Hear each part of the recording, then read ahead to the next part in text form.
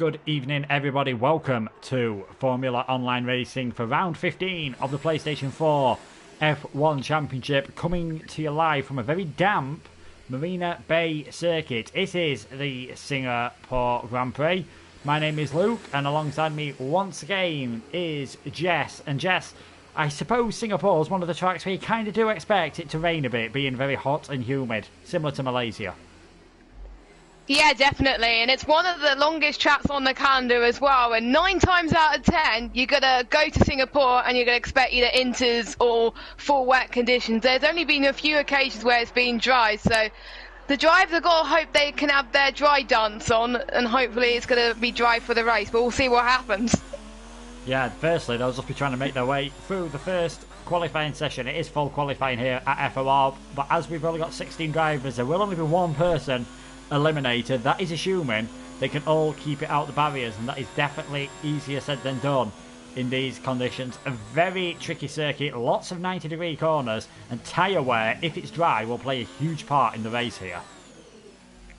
Yep, soft tyres, they only last pretty much only a few laps in the dry when you go to the race, so if people want to start on the softs, they probably will have to go in pretty quickly to get their softs out of the way. So I will see probably a lot more people wanting to get those mediums on to start the racing, because they can go quite a distance, and then onto the hards as well. But yeah, softs, most people wouldn't want to touch them at all. Yeah, and of course strategies can change a lot in this race, especially if we see any safety cars. Don't be too surprised if we do get one of them. There's a lot of accidents and incidents happen around this Singapore circuit. We're on board then with last week's race. Well, he took the championship lead, I should say, last time out. It was Thomas who won, but he's absent tonight. We saw Paris Burrell get a second position, but it was this man, Josh, third position, good enough to take the lead of the championship, and it is extremely close now at the head of the Drivers' Championship. Josh on 132 points, Paulie Orange 130, Westy 129. Any one of them three could take the lead tonight, and Josh's performances have helped Renault get a bit of a more comfortable lead in the constructors than they had before. They are now 31 points ahead of Haas, but either Haas, McLaren or Williams could, mathematically that is, take the championship lead tonight. So we'll go on board with Josh then around this Marina Bay circuit. First use in 2008, just over 5 kilometres, about 3.2 miles as he heads around turn 1, 2, and then a hairpin at 3. It's just about keeping it nice and smooth there, Aylan, making sure he gets out of the way. On the run down to 4, into 5. This is the DRS activation zone just after here in the race, but obviously in these intermediate conditions they will not be using that. Heading around turn 6 along Raffles Boulevard, expect to see a lot of slipstreaming down towards turn 7, which provides the best overtaking opportunity on the circuit.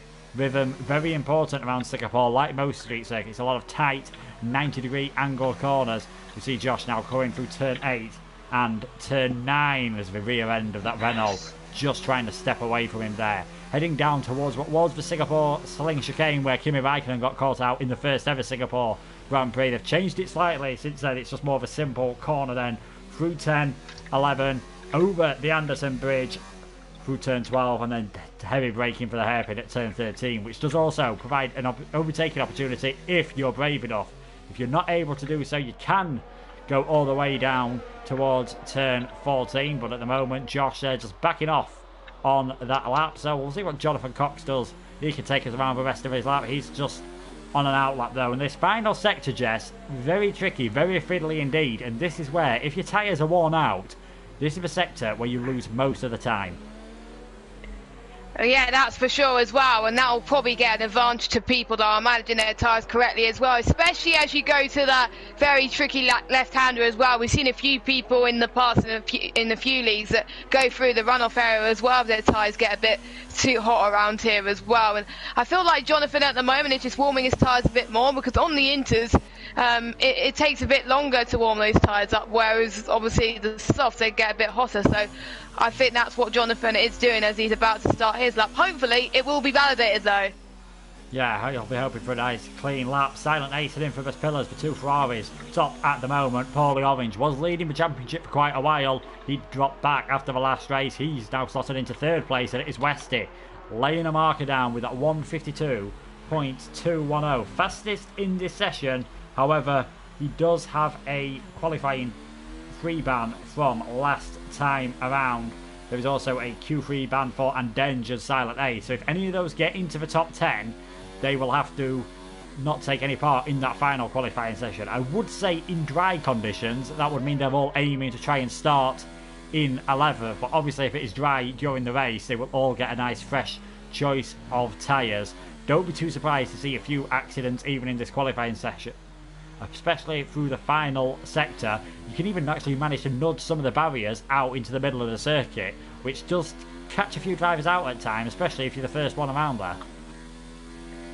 Yeah, because if you're not the first round there, you're going to have dirty air as well. And if you've seen other people go through the barrier, you may follow suit, and it's going to be really hard to try and avoid that as much as you can as well. And since there's only 16 drivers, you don't want to be one of them's caught out, and that will mean the end of your qualifying session here and then, but the others could take it easy at that point as well. And obviously we also got to keep an eye on some other people, as someone has just hit the wall. That's the Toro Rosso of Hibilo is in sector 1. I'm not quite sure where that is. I think that's turn I'm losing track of turns, but he's reversing anyway, and he's luckily he hasn't hit the wall too much. He's going to go into the pit and get a fresh front wing to start his next lap, and he's only got 11 minutes to do so though.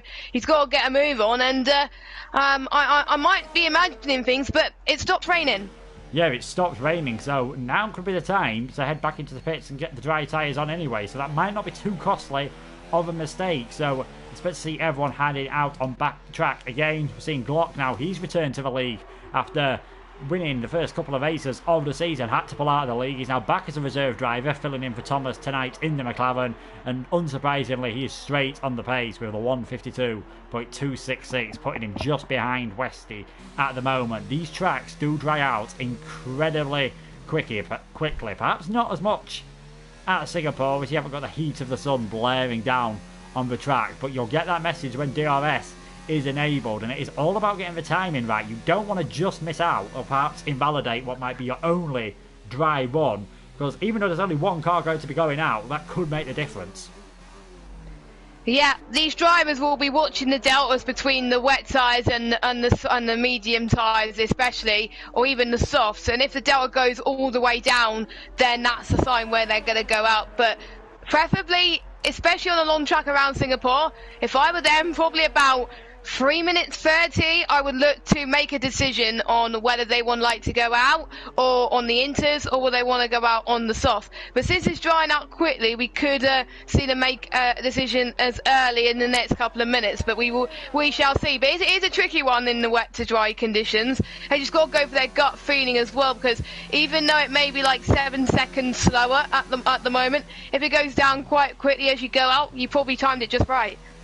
Yeah, there are only 16 drivers here at the moment, but we are just being reminded that Artiero should hopefully be able to make the race, so he'll be starting from 17th. We'll see if the Alfa Romeo driver, who always seems to be consistently in and around the points, whether he can make his way up through the field in the race. On board then with Josh. He's still pushing hard on these intermediate tyres at the moment, but really when it gets to that crossover the point, the intermediates seem to cope a lot better with heavy rain conditions than they do with slick conditions. They really overheat and lose all their grip.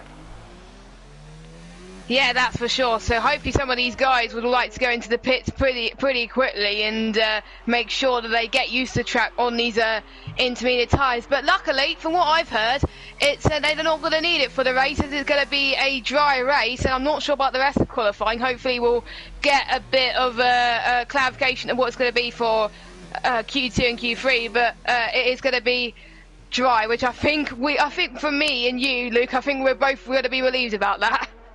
Yeah, Singapore is a long race normally. Quite often when I've had rain around this circuit, you do see the half-distance races go well over the hour mark, so it could become a bit of an endurance feat by the end. Singapore definitely a hard race for the drivers, as Josh, first man into the 151s with a 151.934, but seeing a few drivers in the pits selecting the soft tyres, whether they feel brave enough, and they definitely should, because there's that message, DRS enabled. Anyone who gets out on the softs, that's pretty much saying that track is definitely ready for the soft tyres. Expect them to gain at least 3 or 4 seconds, and Josh, he'll be hurrying back to the pits to make sure he can get back out again in enough time. Hopefully, he's got enough fuel to get round, because we've seen that happen a few times here where drivers have ran out of fuel pushing it so hard on their qualifying laps, and then they have to trundle back to the pit lane at a much reduced speed. Yep, if I was on the intermediate conditions, you would put more fuel in the wet and less fuel in the dry. And someone that's timed it quite nicely, actually, is Infamous. As soon as we seen DRS enabled, he went out of the pits even before that. So he's timed that very well, looked at the deltas and went for his gut feeling, and that's worked very well. And one advantage is, I think there's someone in front of him that's either on a lap or not. I'm not entirely sure who it is, but that's Vitinho. But I do believe Vitinho's on the inters. Yes, he is. So, yeah, that's going to work out very nicely for him, as well as I think Biliu, who's also on the softs as well. He's got clear air as well. More clear air than Infamous has. So they should be fine getting in a lap. And if they do get a lap, pretty much, I think most of them will be safe. But some of these guys have got to get a move on now. Yeah, Vitinho will be diving into the pits. I'm sure he's on the intermediates, as is Josh, not too far ahead. So we'll follow Infamous Pillars round just to get an idea of how much advantage you get by being on these slick tyres in these conditions. As ooh, he's lost a bit of his front wing. He's got time to come in. I think it'll be worth just heading into the pits, getting that front wing changed, because don't want to be losing downforce around here. So many slow corners, you need as much grip as possible. He is actually going to head out, but that is really going to compromise him through some of these corners, Jess. Yeah, especially around here where you need a lot of downforce, and he's already struggling goes through these 90-degree corners, so I think he's going to lose quite a lot of time, and that's probably going to give the likes of the Toro Rosso driver and also the ones who are fast anyway a little bit more of a confidence boost that maybe they have gone out at the right time. You can see Infamous at the beginning of his soft lap, out lap, was struggling quite a bit, but that was because some of the track was still a bit damp, because obviously it takes a while to dry up. But Infamous is purple already, but I'm sure other people are going to be purple in Sector 1 pretty soon, as he's just carrying on with Sector 2. But he's actually doing alright, you know. He's keeping it on the track, which is great to see. But the tracks where it requires a lot more downforce, in particular in Sector 3, that is where he's going to find it the trickiest. Yeah, he could very easily understeer into the wall once again as he just comes over the Anderson Bridge now. He's about to start the final sector as he heads around that hairpin there. Possible overtaking in the race down here as well if you get a good exit coming out of that hairpin at turn 13. You can make a move into turn 14, and unsurprisingly he's going faster once again. Hibilu behind him, he'll be on a fast lap as well. Silent Ace in the other Ferrari. Both of these Ferrari drivers not scoring a point in their debut for the Scuderia last time around, and Ferrari are a team that could really do with points in this F1 Constructors Championship at the moment, down in last position on 89 points. It's only them and Alfa Romeo who are yet to hit the 100 mark.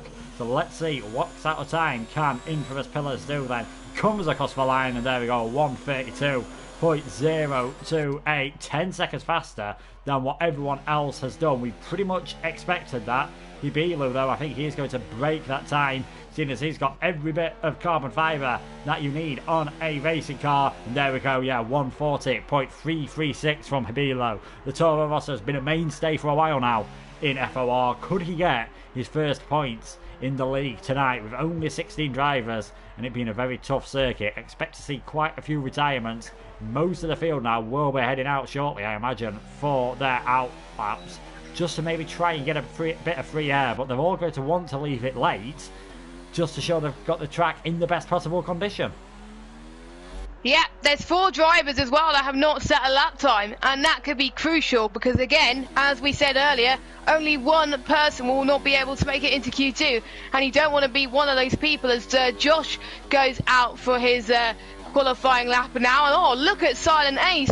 He's showing what he's made of, the Ferrari, as we were talking about, in 1:37.2. That is not bad, considering the track hasn't rubbered up as much. So that's gonna give the Scuderia something to talk about. But that is not going to be safe for him. There's people that's probably going to go even faster. So I don't think he's going to have time to go again there. So hopefully the others will bottle their laps so he can carry on into Q2, of course. Yeah, I hope for his sake he's got a bit of fuel in. We've got yellow flags coming out of Here we can see turn 20 and 21, but that is just for a slow-moving racing point. That's Jonathan Cox just getting ready to start his flying lap. He's not going to get in the way of Westy, so what can the Williams do? This is going to be his one and only run on the soft tyres in qualifying, and it is good enough for first position now, 1:35.410. That will be enough to keep him safe, seeing as he's ahead of Silent Ace, and the Ferrari hasn't got enough fuel to do another lap either. Furhan, he's yet to set a lap time, neither has Loney in the second tour of also his teammate currently in third place. They're both on their opening laps. Hibilu improved on his second lap around. That might not be the worst idea, putting enough fuel in to do a couple of track laps to get used to the circuit, but a 1:39.303 and he's low on ERS, so not sure whether he'll have a chance to get another run in. Jonathan Cox, has he already made a mistake, I think, on his hot lap, maybe just slowing down? Yeah, to get out of the way. he's invalidated. Yeah, so Jonathan He's invalidated his lap. Yeah, Jonathan Cox invalidating his lap there. That's not what you want to be doing in this session, especially if you're one of those four guys down towards the bottom of the order. NUF1, he's returning to the league as a reserve now in that Renault, replacing Pedro tonight. Can he help boost the championship lead? Josh, 5th place at the moment, fastest of those on the intermediate tyres, but it's not going to be too long now, and you can see Josh going purple in the first sector. He seems to be so confident in the car at the moment, so good in qualifying when he can hook it all up together. He's admitted himself sometimes he just makes a couple of mistakes, especially in the final qualifying session, and that has cost him pole. And Singapore, it is possible to overtake, especially on the DRS zone, but it's not the easiest circuit to make a pass on.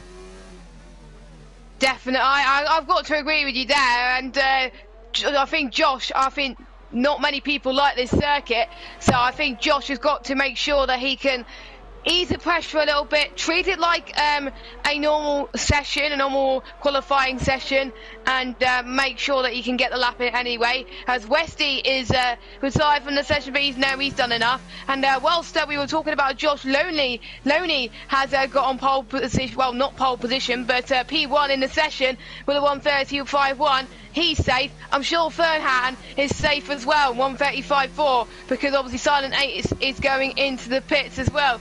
I'm seeing if a Denji is going to get a lap, because he's the only one not to set a lap. He's invalidated his lap, and he's too far I don't away. think he's going to make it in time. So I think we found our first person to miss out on Q2. I think, yeah, he's the only person, so he's not going to make it, so he's out of Q1.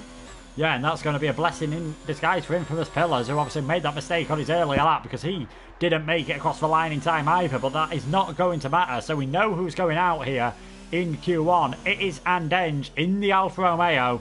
He had that qualifying free ban anyway, but that's not going to make a difference. He'll be starting from 16th, and with Arturo joining later on, it's going to be a very tough race for the Alfa Romeo drivers. Still a few heading around on circuit just to try and prove what sort of lap times they can set. Glock in second. Vitinho comes across the line. He is 8th at the moment in the Mercedes, replacing Drofgas, who has said hi to both of us. Hopefully he's enjoying his evening off from racing, as we can see Paulie Orange was leading the championship. He could do with getting some good results and getting that form back together. What time is he going to set in the Haas? Already through, so if he wanted to, could just head into the pits and save a bit of life on those soft tyres, but I can't see them being used much again after this qualifying session, given how fragile they are around the circuit. And Paulie Orange just comes towards the finish line. That is good enough at the moment for 6th position, but it was Josh in the Renault, fastest in the first qualifying. Glock not too far behind. Loney up there, and Westy as well. That's very important for the championship, that Westy, you could do with things coming together a bit more in qualifying, but that Q3 ban could prove to be costly. Yeah, I think so as well. And usually when he doesn't start in the top 3 in qualifying is where he hasn't delivered good results. Some races he's been a bit unlucky. He did start, he joined mid-race at mid-qualifying session in Monza at the start of the back, but he only finished 7th, but I think he admitted after the race that he could have scored probably 6th place, 5th place, or even 4th place. So for him, that's going to give him confidence boost, even with that ban he's going to get. But even if you qualify that high up in Q2, you have to, if you qualify in the top 10 in game, you have to start on the tyres you set your fastest lap on anyway. And Vitinho's AI just had a little bit of a went into the barriers a little bit there. But yeah, that's the end of Q1. And we'll have to wait and see what happens in Q2. Yeah, thankfully it will stay dry. I imagine most of the drivers will be trying to get through to the next part of qualifying on those medium tyres, not wanting to use the soft in the race at all, if they can avoid it, but they do have to use two types of tyres, of course. It was Josh who was fastest in that session from Glock. That rain interrupted session. You can see further down the order, Infamous Pillars. He'll be happy that he went through. The game has also knocked Alan out, which you always got to love sometimes. He must have crashed out towards the end of that session then, and we must have missed it. But Alan, he will not be taking any further part in this qualifying either in the McLaren. So as one McLaren's doing well, and they did score a big chunk of points last week, 35 points, Alan's going to have to come from the back as well, and Denge, after invalidating his one and only lap in qualifying. And that's what we said, Jess. If you leave it a bit too late and you make a mistake on your one lap when the weather's changed, that could be it. And that's proved to be the case for Denge. Yeah, what a shame for him. I mean, he was safe. He could have gone into the pits and as soon as he's seen someone retire from the session, that could have been it, and he could have gone into the pits and then he would have been fine for Q2. But I think some people just want to take that risk, but I know it could be costly at times, so I'm guessing he probably regret going out once he saw people not setting a lap time. But that's racing, to be honest with you. And obviously, the top 10 will probably, they're not going to touch the soft pretty much at all in this qualifying session unless they want to have some glory points. But we're seeing a mixture of tyres at the moment unless they change it. Quite a few people on the softs, but surely they're not going to go on the softs for Q2 because I have to start on them, so that's a bit worrying. Yeah, it wouldn't surprise me if maybe like Hibilo, Infamous Pillars, they might try to qualify on these soft tyres just to try and get into the top 10 and give themselves a good chance. Hope for an early safety car maybe so they can get rid of those soft tyres as early as possible, which is very likely around this circuit. We've seen it quite often. Westy, it looks as though he's going to try and get round on the hard tyres, perhaps given that qualifying ban. Ditto with Josh, Glock, Cassie G and Paulie Orange. Do you think these hard tyres are just to maybe get a few banker laps in case there's any accidents later on in the session or they invalidate their laps? Because I imagine it's going to be very tough to get into the top 10 on these tyres, even for drivers of their calibre. Yeah, that's what I would do if I was in Q2, because you got harsh, you may as well use it, may as well get a feel for the track in the dry conditions, because obviously it's dried up quite a bit from Q1, so obviously they don't want to qualify on them, but they want to get a feel of how it's going to be like in the race as well. So that, I think it is just banker laps, to be honest, so they get a feel for it, and that's what I would do. So yeah. Yeah, definitely, it's quite a wise tactic that you see the drivers doing quite often. Remember, top 10 will go through to the final part of qualifying. Westy has that qualifying ban, as does Silent A, so if they're in the top 10 they'll be taking no further part anyway. But Paulie Orange, he's on the hard tyres. Josh on the hards. We'll see what sort of times he can do and compare them to what he managed last time around. It was a 134 for Josh. Anywhere around 136, anywhere in the 136s I think would be absolutely fantastic for him. I'd expect him to be low 137s at best with these hard tyres. We've got yellow flags in Sector 2 there, and I think that was Josh's teammate, NUF1. Not sure whether he's had a brush with the barrier or just going very slow on his outlap, but it looks as though all the bits of that yellow and black Renault are where they should be. And Josh, what sort of times is he doing in the first sector? Obviously going purple with a 26.7, but it'll be interesting to see how that compares to some of the others. Koala, perhaps. And he's actually invalidated on them soft tyres, so that's definitely not what you want to do in the early stages of this session. With the soft tyres being as fragile as they are, you're not going to have enough grip to get a second fast lap on them. The other Renault in the medium compounded tyres set 26.8 on the mediums in the first sector. So Josh on those hard compounded tyres, he's absolutely nailing it. Obviously, it's not much difference between the mediums and the hards, but to be honest, I think Josh, is going to get a good lap even on the hards, but I don't think he wants to be in the hards in the race. So hopefully he can go faster on those medium compounded tyres when he fits them on. But that's going to set a benchmark for everybody else to follow for this qualifying session. Josh could be the man to beat in this session. We'll have to wait and see as he goes through these tricky last set of corners, which we've seen a few people bin it. I think that's where we've seen a Denji bin it as well, I think, towards the final few corners. So here comes Josh now, the first person to set a lap. He's not invalidated, it's a 1:36.6. And you did say, Luke, if anyone got into the 1:36 in the hard, it will be good. And Josh has just done just that. Yeah, very impressive lap time from him. Let's see what Paulie Orange can do. How does he compare? There you go, 1:38.171. Josh really nailing it on those hard tyres. Some of the drivers seem to enjoy them, others not so much. NUF1 had invalidated, so got one of the Toro Rossos, Loney, he's invalidated. Now he's got pace.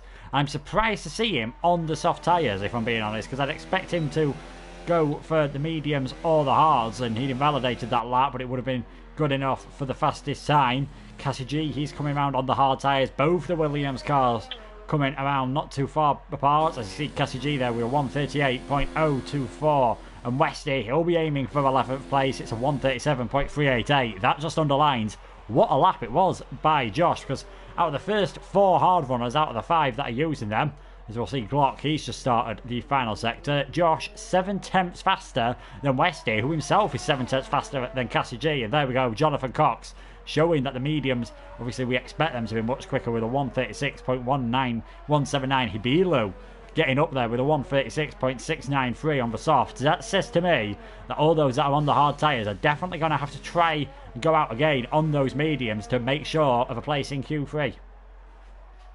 Yeah, definitely, and obviously 14 drivers left, and only 4 drivers will not make it into Q3. So, and Glock comes across the line in 4th place. So, he's beating Westy by about a tenth of a second. So that's pretty good for him as well. Everyone else is out at the moment is on either the soft or the medium compounded tyres.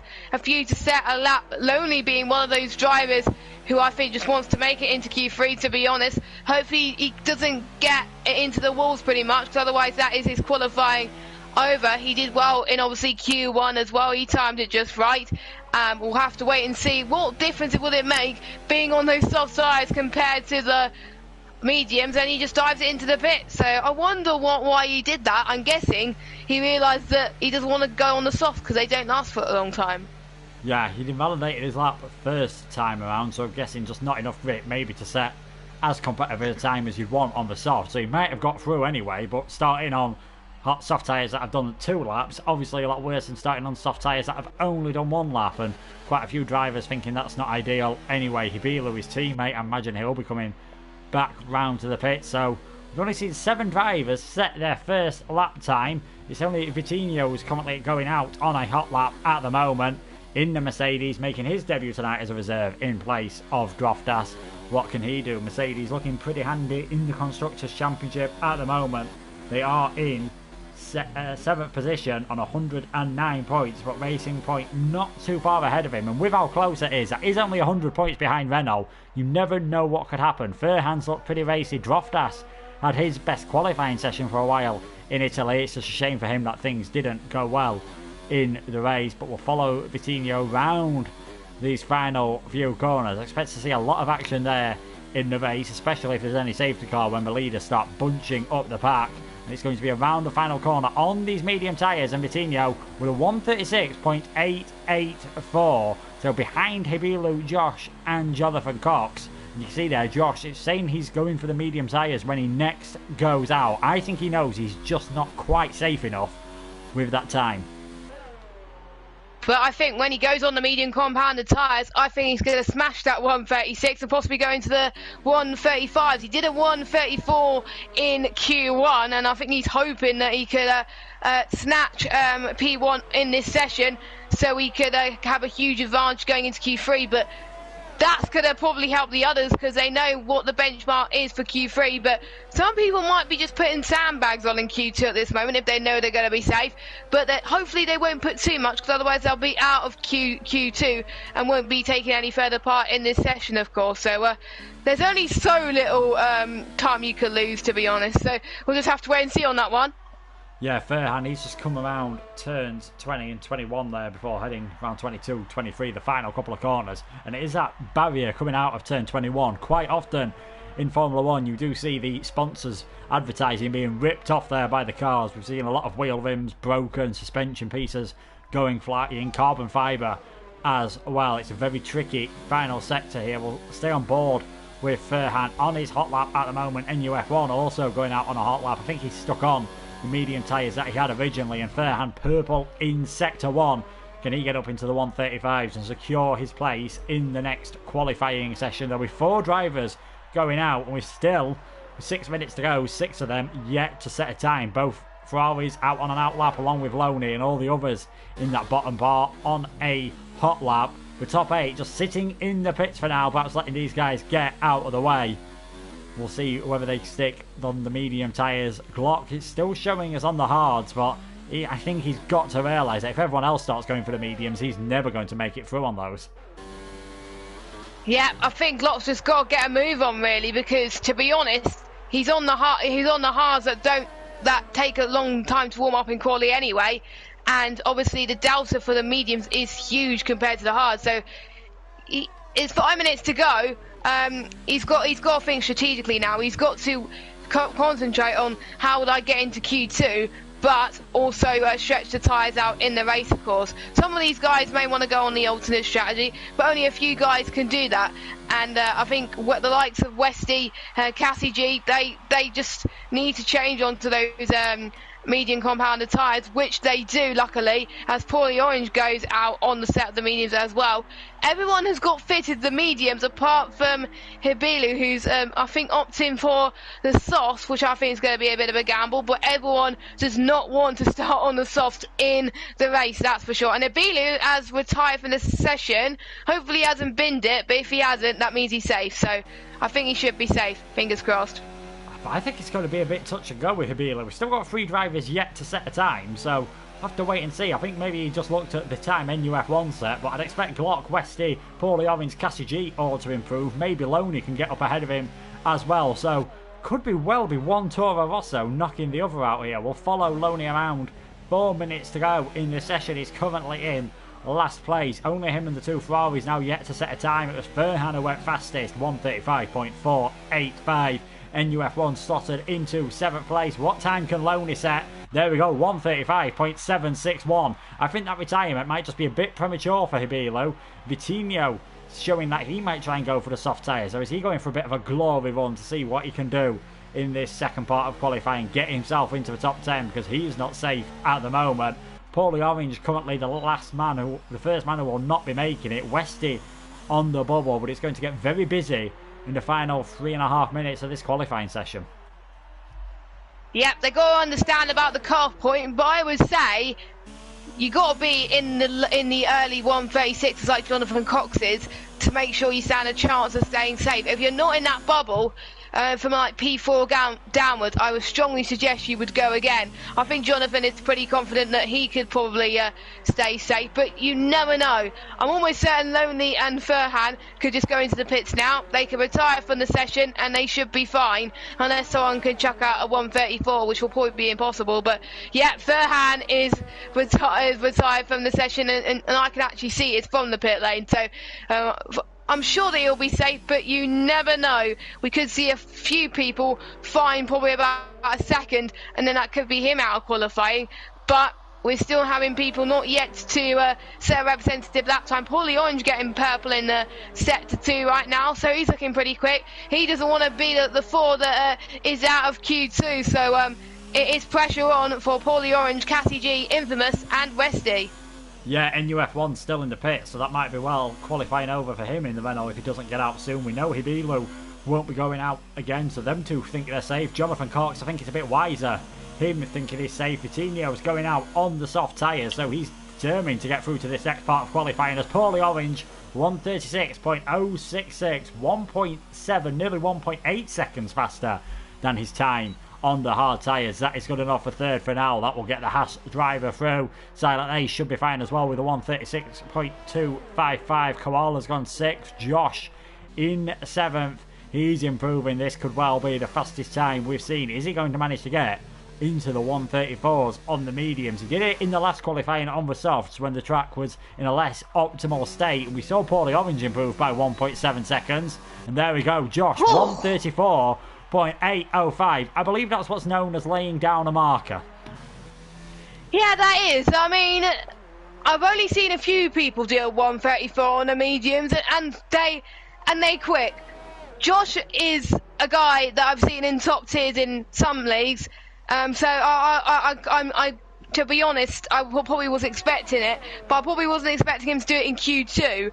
So that's just insane for Josh, and he's definitely through now. But I'm a bit worried for him, because if he's done it in Q2, what are the others gonna think? They're gonna try and they're gonna have a good benchmark to follow for Q3, in particularly Lonely and Verhan as well, who will be taking part in Q3, of course. Westy has a Q3 ban, so he can't take part. But you know, that's just insane from Josh. Fair play to him.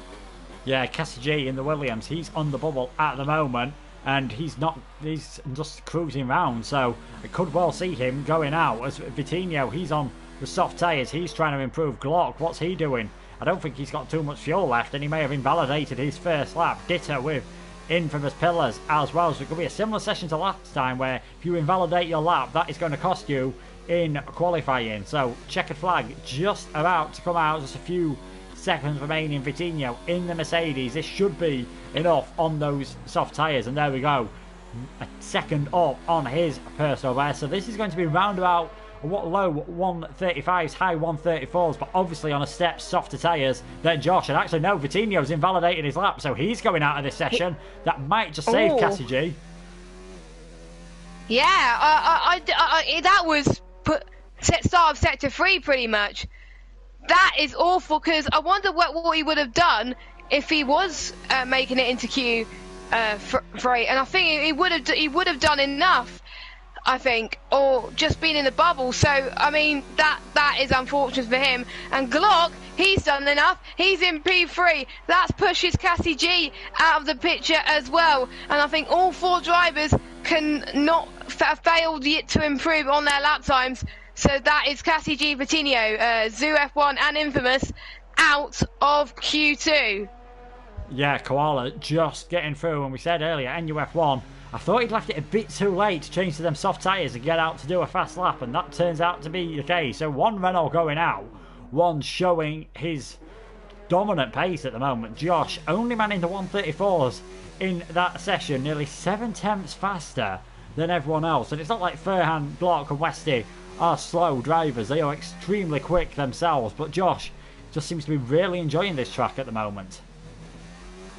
Yeah, I think this is the track where some of these guys will want to put the most practice in, and you can tell by the way that his lap time were nailed on that he's put the practice in. It's one of the hardest tracks on the game to get right, and it's one of the longest races on the calendar, so of course he would. So apart from a few drivers in at the top 10, which is Westy and Silent Ace, who got Q3 bans, that leaves, I believe, 8 drivers who are going to be fighting for the pole position.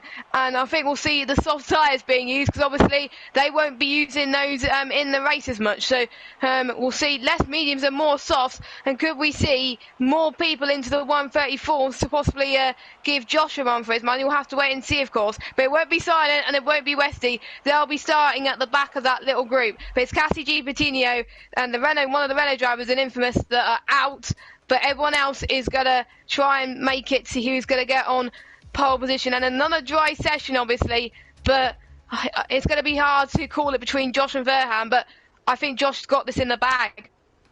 Yeah, I think you can't look past Josh. Got to say credit to Hibilu getting through into Q3. He'll be starting no lower than 8th because of Westy and Silent Ace's Q3 bans. But on those soft tyres, I think he's going to be begging for a first corner or first lap incident at least, so we can get rid of those softs incredibly early on. And what they are the tyres we're going to see everyone using in this session now. It's going to be an extremely fast 12 minutes around this Marina Bay circuit. And as you can see there, everyone, on the soft tyres. So looking at what teams got both their cars through. Good session for the Toro Rosso's both getting through.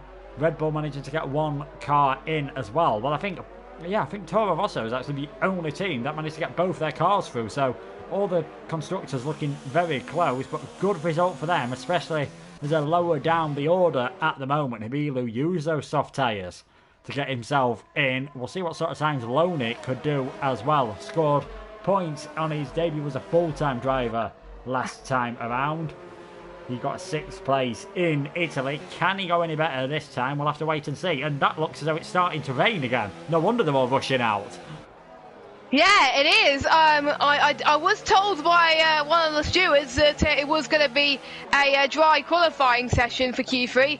Boy, were they wrong. So that means this lap is going to be it for qualify. It's going to be a short qualifying session, pretty much. It's going to be like one-shot quali, to be honest. So the one that's got clear air, they're going to have the most advantage, because if they cross the line quite early, and you can see a train of cars going through sector 2 right now. There's a Toro Rosso, there's a Mercedes as well. Jonathan Cox has binned it, and there's a McLaren has binned it as well. There's quite a few people that got tagged up, and Jonathan Cox has got a 5-place grid penalty with a collision with Glock, so he's going to be starting no higher than where he can. And the ones that have got front wing damage, they're probably not going to take any further part in quality, because there's no way you're going to go fast on those intermediate tyres. We'll have to wait and see. But I know Josh is good at whatever the weather conditions on those soft tyres, but they're going to go ever so slowly. The rain is coming down like a ton of bricks right now, so they got to get a move on those soft tyres. Yeah, I think Josh might have the right idea here. Just get into the pits and put the intermediates on, because DRS has been disabled. That says to me there's no way it's fast enough, and I think as anyone, Paulie Orange, I think, is the only one who's gone for a hot lap, and I'm not sure this is the greatest idea the Haas driver has ever had. So maybe not as bad having that front wing damage for Glock and Jonathan Cox as it looked to be. Hibilo's still on an out lap, but he'll be coming into the pits. But you can just see Paulie Orange. We were seeing 26 seconds first sector. 26 seconds, he's only just come on to Raffles Boulevard at the moment. He's going to be way down, nearly 10 seconds slower.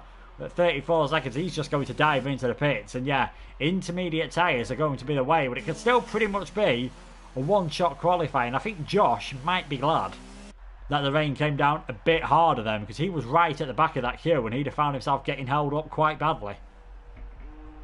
Yeah, I think Josh was doing a little bit of a rain dance, I think, in the garage, and was hoping that the rain was going to come down sooner, and it did.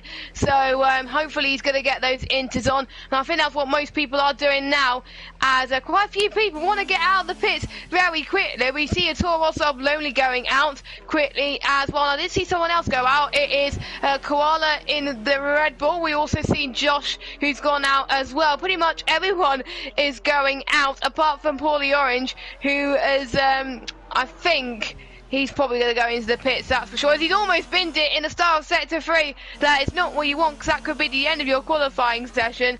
He's just struggling, especially around this corner, where they're probably going to have the most damage if they hit a wall. He's got to make sure he gets all 4 wheels on the track. Yeah, we'll see. Going very steady around there. Don't want to understeer into the wall, because that would mean he would start behind Silent Ace and Westy as well, I believe, if he crashes out. But no, he's just keeping the Haas pointing in the right direction just about. And yeah, is Paulie Orange gonna, well, he's carrying on here again. I'm not sure this is the wisest idea, because it's going to get wetter. He's going to set a lap time 2 minutes 10.596. So if you want an idea of how good the slick tyres are in wet conditions, the answer is no good at all. You'd be lapped after about 4 or 5 laps at this pace, which is about what I would be in any league race anyway, if I'm being perfectly honest with you. But we'll see what times everyone else can do on the intermediate tyres. Westy obviously still in the pits with his qualifying ban. Silent Ace was already retired from the session, but Paulie Orange, he could end up kicking himself if he ends up crashing here. Yeah, because he can start 8, and you don't want to start in the mid-pack in Singapore, because there's a lot of people that are going to make mistakes, in particular people at the back, and there's going to be people crashing into you. So Paulie Orange has got to make sure he gets way into the pits quickly, and he's running out of fuel as well. And I'm not surprised, to be honest, because you're going to use more fuel if you're struggling on those slick tyres, and it's going to be close. But I'm going to see if anyone on those inters are close to starting a lap. Furhan is starting a lap going into turn 1. Already you can see that he's got the car planted more than obviously Paulie Orange has, and I can already tell he's going to be faster than the slick tyres right now. Yeah, there will be having slightly compromised setups, of course, if the race forecast is to be dry. They won't be on the full wet setup, so ride heights will be slightly different, spring settings different, a bit less downforce than they'd ideally like as well in these conditions, with the race predicted to be dry. But you can see he's so much faster than Paulie Orange through the first sector, about 5 seconds faster. Fastest time, I think, in these conditions was about a 1:52, I believe, from Josh in the first session. So whether it's wet or dry, he looks confident. And this should mean that the soft tyres that they're using, well, they won't be using the soft tyres to start the race, obviously, because they start on the mediums that they had. But they will have a fresher set of soft tyres towards the end of the race. We've got yellow flags in Sector 3, and that is Paulie Orange, who has found the wall, but luckily for him, he's got all 4 wheels still on that hash. Yeah, he hit the wall again as well. I mean, as long as he doesn't hit another wall, he should be fine. And I think he has enough time to go. He's not going out again, is he? No, he's not. He's going into the pits. He does have enough time to go out again, luckily.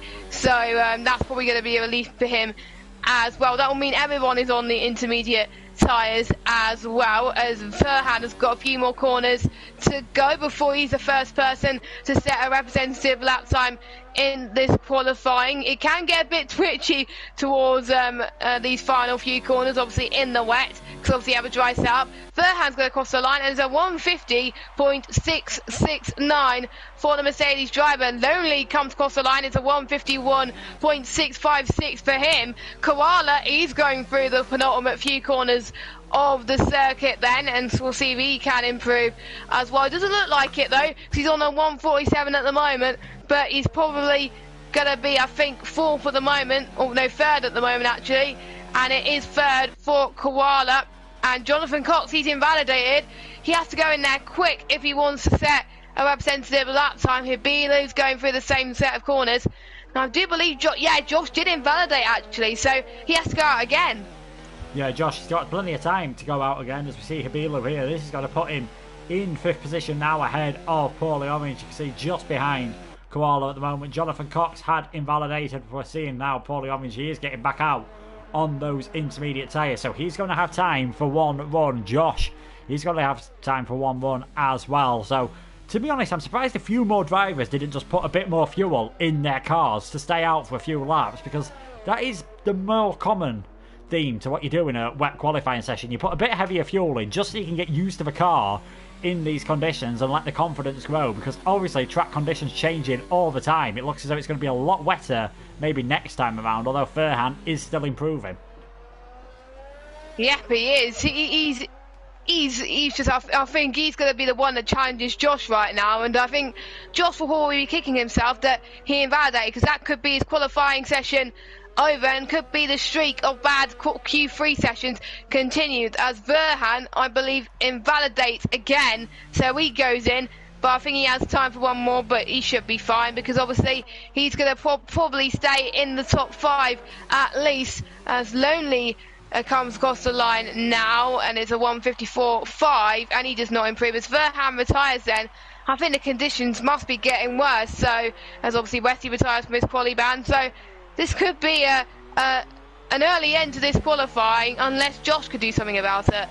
Yeah, we'll see what sort of time Loney can do then, because I think he was just on a cool down lap, but going a bit deep then into turn 5, compromising his run slightly down the straight. But we'll just see what sort of times he can do. If he can go faster than last time, he is actually 3 tenths up, so the grip is definitely there. I think the game's just looking a bit deceptive with the rain coming down at the moment, but they're really putting themselves under pressure, those that have yet to set a lap time.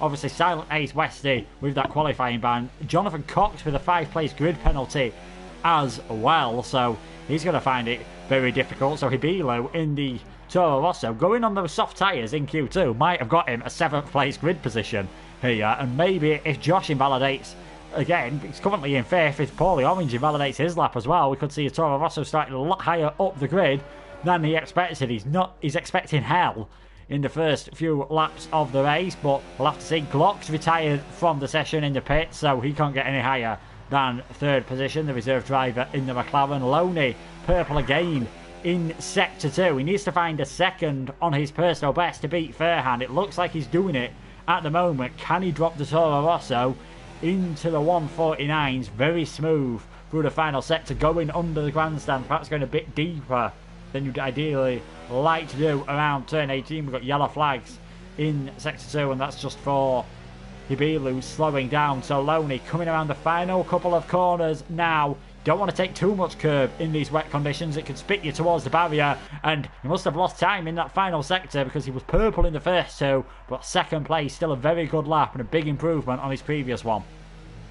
He was in the 151s before, but now he's in the 150s now. So I don't think he's going to have enough ERS to go again. So that's probably his qualifying over as well. We'll have to wait and see if Josh goes purple in any sector. Josh, a 29.8 for him in sector 1. I don't think it was purple though, but I think it'll be enough to improve to get himself higher up the order as well. What about Jonathan Cox? Does he? Oh, nope, he hits the wall. So I think that's his qualifying done. I think he's got off a bit of his end plate as well. We'll have to wait and see there. But Josh is just getting quicker and quicker. We'll just have to keep an eye on him as well. And there's a few people that have been on these inters for quite a bit. Koala is wanting to get that confidence in as well, but he's invalidated, so he's going to go into the pits. That's Paulie Orange's. No, it's not Paulie Orange's qualifying session. I think we've got a timing glitch, I think, on our screens. I think people are still going, of course. Ibilu has retired from the session as well, so I think they can't get any better. So I don't know. I thought Josh was going to have this in the bag, but I think Josh may be struggling just a little bit as he gets his tyres into temperature on those inters, as he goes through the final few corners now. Can he get into the 150s? He's getting closer and closer. You can't take him too much curb once again, and he does. A 150.1 for the Renault driver. That is enough for pole position, and Loney can't improve. I don't think Koala can. He's invalidated. I think it's all up to Jonathan Cox, but I don't think Jonathan Cox is gone even faster. So I think unless Jonathan Cox does a miracle drive, then that's Josh for pole position. Yeah, and even if Jonathan Cox does go faster with that qualifying ban, it won't really count as a pole position. So let's see what the Racing Point can do. This is not going to be enough, but how far up the order is it going to get him? He's ran out of all of his ERS, and that is 5th, so that'll put him in 10th place. Paulie Orange, he's just on a cool down lap. Koala has invalidated, so it doesn't seem to matter what conditions you throw at Josh around Singapore. He will deal with them.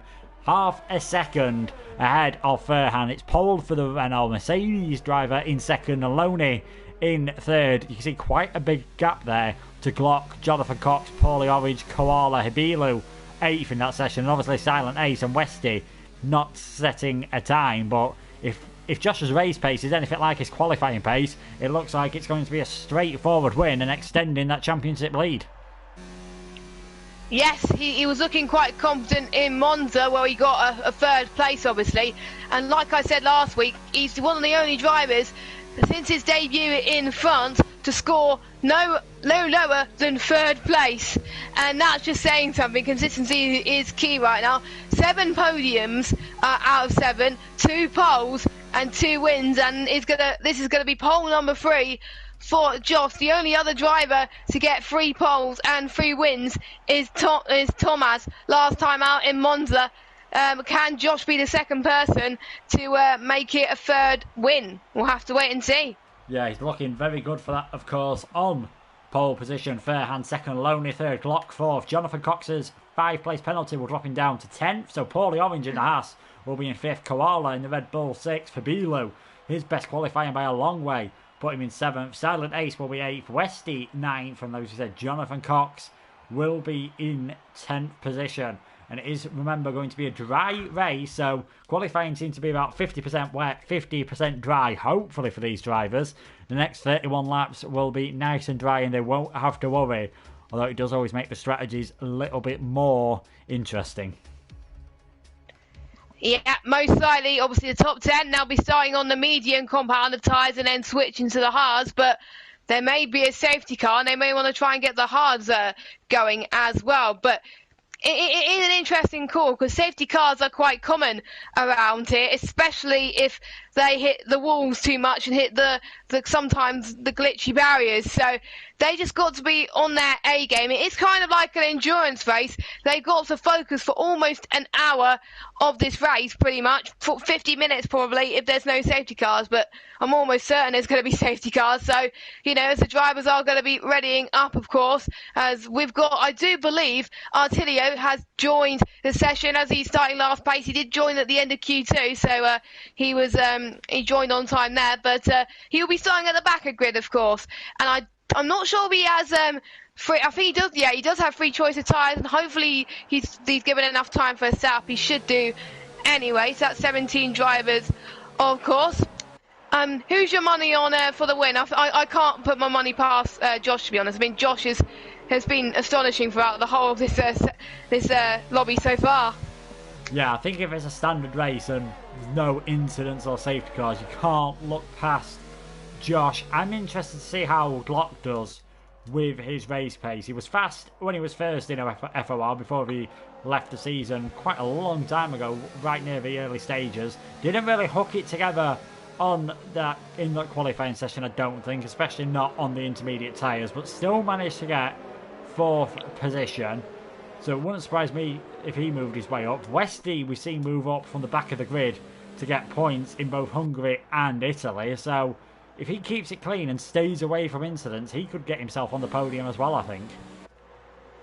Yeah, I think most of these fast drivers will probably benefit from other drivers making mistakes as well. And to be honest, in most Singapore races I've watched, if you survive, you'll be rewarded with the goods, to be honest, because we've seen, I think Singapore's the most common track, as well as all the other street circuits, where they get the most retirements, especially if it rains. But luckily they won't have to face the weatherman today in the race, so they don't have nothing to worry about. But they just got to keep their nose clean in the first couple of laps. The race is not over in lap 1, so they can't go and dive it too much if they're lower down, of course. But the guys like Artilio, for example, he can drop back a bit, and then when other people make mistakes, he can make a few positions there as well. There's quite a few drivers that could benefit from this as well. Westy and Jonathan Cox being right in the middle of the pack, actually, so they're probably going to struggle a little bit.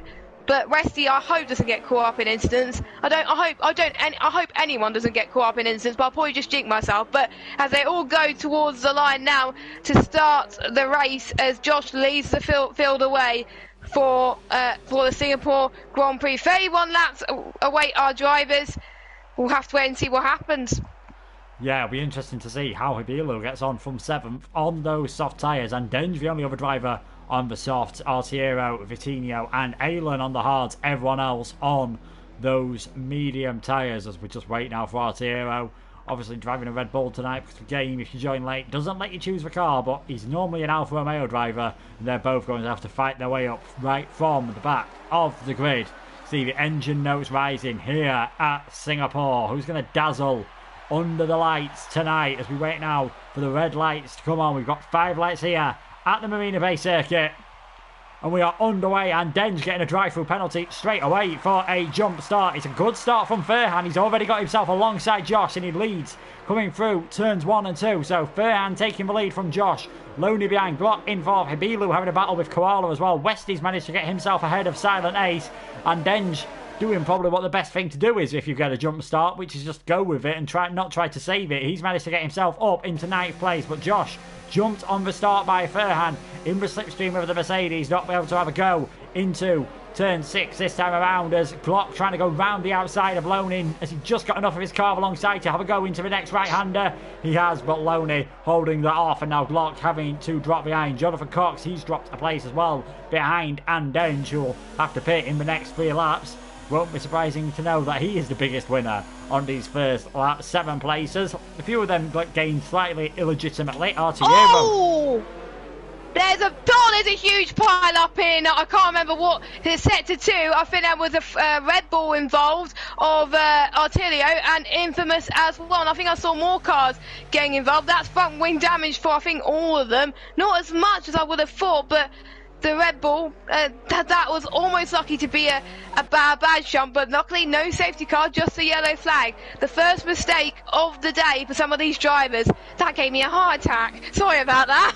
Yeah, I was just about to say Artiero's getting 5 places, but he's quickly lost all of them, and trying to see if he's got any major damage on his front wing. It doesn't look in too bad a shape, so he should be able to carry on for the rest of the race. He's lost the end plate.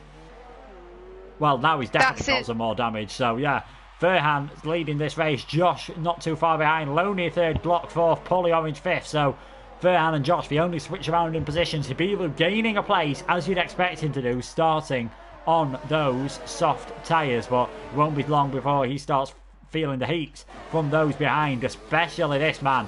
8th place at the moment, Westy in the Williams. What can he do? He's going to get in the slipstream of Koala. No DRS this time around, so he won't be able to overtake. And Josh really closing on the back of Fairhand. Expect him to be looking hot next time around. Loney's dropped just behind a second, but I think already Hibilu starting to hold up those behind him on those soft tyres. So normally Singapore's not the easiest circuit to overtake on. When you get a car in front who's a bit slower, that is when you start seeing the incidents. Yeah, definitely. 3 or 4 laps is the optimum pace on those tyres before they start to potentially go into puncture territory now. And I think we're already starting to see a queue start to form from Hibilo in 6th place and Koala in 7th. And you can just see that Koala is so eager to get past. But I'm liking what Westy's doing right now. He's dropping back a little bit because obviously if Hibilo hits Koala, there'll be a lot of tag team effect where they probably hit Westy as well. So I'm guessing he just wants to wait to see what these two can do, and then if they have an issue, then he could just breeze past, which I think is the right thing to do on this occasion. And Denji is right behind Westy as well, and obviously Silent Ace, Jonathan Cox, Cassie G and Alphen as well. They're also in that train with a Denji as well, so hopefully they're going to get past him very soon as well. Yeah, and Denji's going to have to pit though because of a drive-through penalty as well, so double pain coming for the Alfa Romeo driver. DRS has been enabled this time around, so this is really going to be Josh's chance to get past Fairhand as long as he keeps it nice and clean through turn 5. I think Fairhand got a slightly better corner, getting a better exit, but now DRS is open on that Renault, and the Mercedes is going to have to go defensive into turn 6 here, and he's just about covered Josh off for now. Loney and Glock. Oh, I thought there was going to be a bit of contact there, but Loney somehow just coming out ahead, and Paulie Orange hanging on to the back of those. So Fairhand, he must have a pretty rapid Mercedes in a straight line, because Josh definitely didn't catch up as much as you'd expect him to. Yeah, definitely. And whilst that was happening, Westy got past Hibilo for 7th place, so he's only got medium runners in front of him as well. And Westy's not that far from Koala either as well. And Hibilu's dropped down a few places. You can see he's struggling. He's got a pit for the medium tyres because he's got the cars behind him that if he makes a mistake, he's going to bump into. So he's got to get a move on and get on those mediums quick. Yeah, and then sort of bumped his way past Hibilo, and that allowed Silent Ace to get through, and now Jonathan Cox sending it down the inside there at turn 15. Great move by the Racing Point driver. Pretty aggrieved, I think it's fair to say, after that 5th place penalty in qualifying, and unfortunately for him, nothing he can do to appeal that, but he's got himself up into the points. Sole Racing Point driver at the moment. Got a yellow flag in sector 3, and that is Artiero. 16th in, I think, start sector 3. Yeah, again facing the wrong way, and now he's got still with that damage on the front wing. Started on the hards, trying to make them last as long as possible, but really not going well for him so far in this race. As there we see, and Denj has come in. That will be for his stop-go for his drive-through penalty, sorry, in Hibilo in to change his tyres. This time Josh looks a lot closer to the back of Fairhand, so this might be a better opportunity. The Mercedes is going to have to go defensive much earlier. In fact, he's left that gap down the inside. That's all the invitation Josh needs. Bumps Fairhand off slightly, but that was fair. And as we can see, is Fairhand going to try and shove his nose down the inside? Hops over the curb. That loses you all your momentum. So Josh takes the lead. Lone is still ahead of Glock, and Paulie Orange not too far behind either. Westy fighting with Koala for 6th and 7th. The Red Bull, I think, starting to hold Westy up ever so slightly. But now we've seen Andenj and Hibilu come in, but Andenji is going to have to go through the pits once again, and Infamous Pillars out of this race already. He's pulled into the pit lane and retired. Our first victim here of the Singapore Grand Prix. Yeah, I think he's probably given up. He's probably got a few front wing changes to deal with, and obviously if you pit for quite a lot of times, then you're going to run out of tyres to use in the race, and you're probably going to have less wear as well. So bear in mind, Infamous has made 2 stops, whereas everyone has either made no stops or 1 stop in Camille's case to pit for the set of the hard compounder tyres. So, but I thought he would have gone on for longer, but I'm guessing he just doesn't like Singapore as much. But they are encouraged to keep going, of course. Still so many battles that we're seeing at the moment on the circuit, which is great to see at the moment. Westy's still not able to get past Koala though right now, but he's got DRS though. Is he going to get the lunge to turn 1 like he think he's going to do? Nope, he's not. He's not on overtake mode, but he's still using his DRS quite high at the moment, so he's got to do a little bit of saving because there's going to be another DRS straight coming very soon. And yes, he's going into overtake now. He's read my mind as Koala's gone a bit wide there. Westy getting the better line into this turn coming up now. He's going to go to the left hand side. I think he's going to get the move done, and he does, and he's up into P6. Yeah, Koala trying to fight back though. He's going to have to go round the outside. That'd be a very brave move, and not able to. So that is the move done for Westy. Glock trying to get past Loney there. In fact, now Surface has managed to sneak his way past Koala. I'm sure was compromised by taking that outside line. So Westy and Surface both had them Q3 bans. Doesn't seem to have affected them too much. They're now up into 6th and 7th. The big question is for them, can they catch up to Paulie Orange, who is now 6 seconds ahead? He is on the back of this battle between Glock and Loney. In fact, Loney seems to have got away from Glock ever so slightly, so maybe this will give Paulie Orange a chance to have a go at overtaking the McLaren. Out in front though, it is Josh at the moment in the lead of this race, about a second ahead of Furhan. That is all important. If he gets any more than a second ahead of the Mercedes, then Furhan will not be able to use the drag reduction system.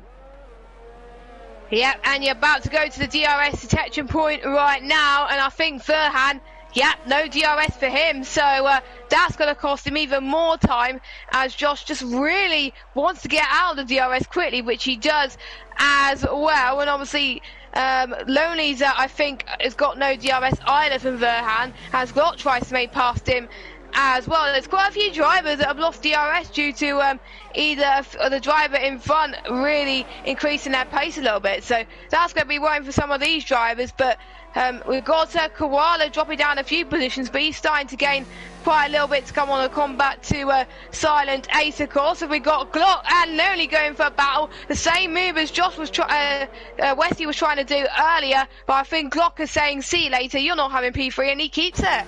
Yeah, he got a much better exit off turn 5 than Loney did.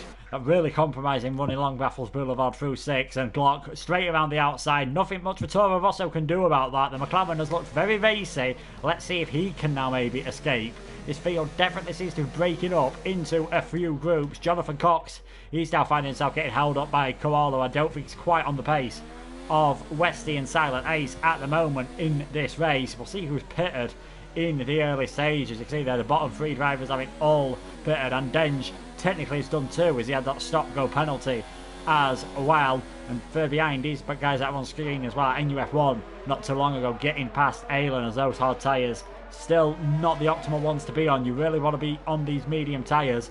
How long can the drivers make them last though, especially those that started in the top 10, as Jonathan Cox looking very racy at the moment behind Koala. Not really a passing opportunity anywhere in this final sector though, unless your car in front makes a mistake.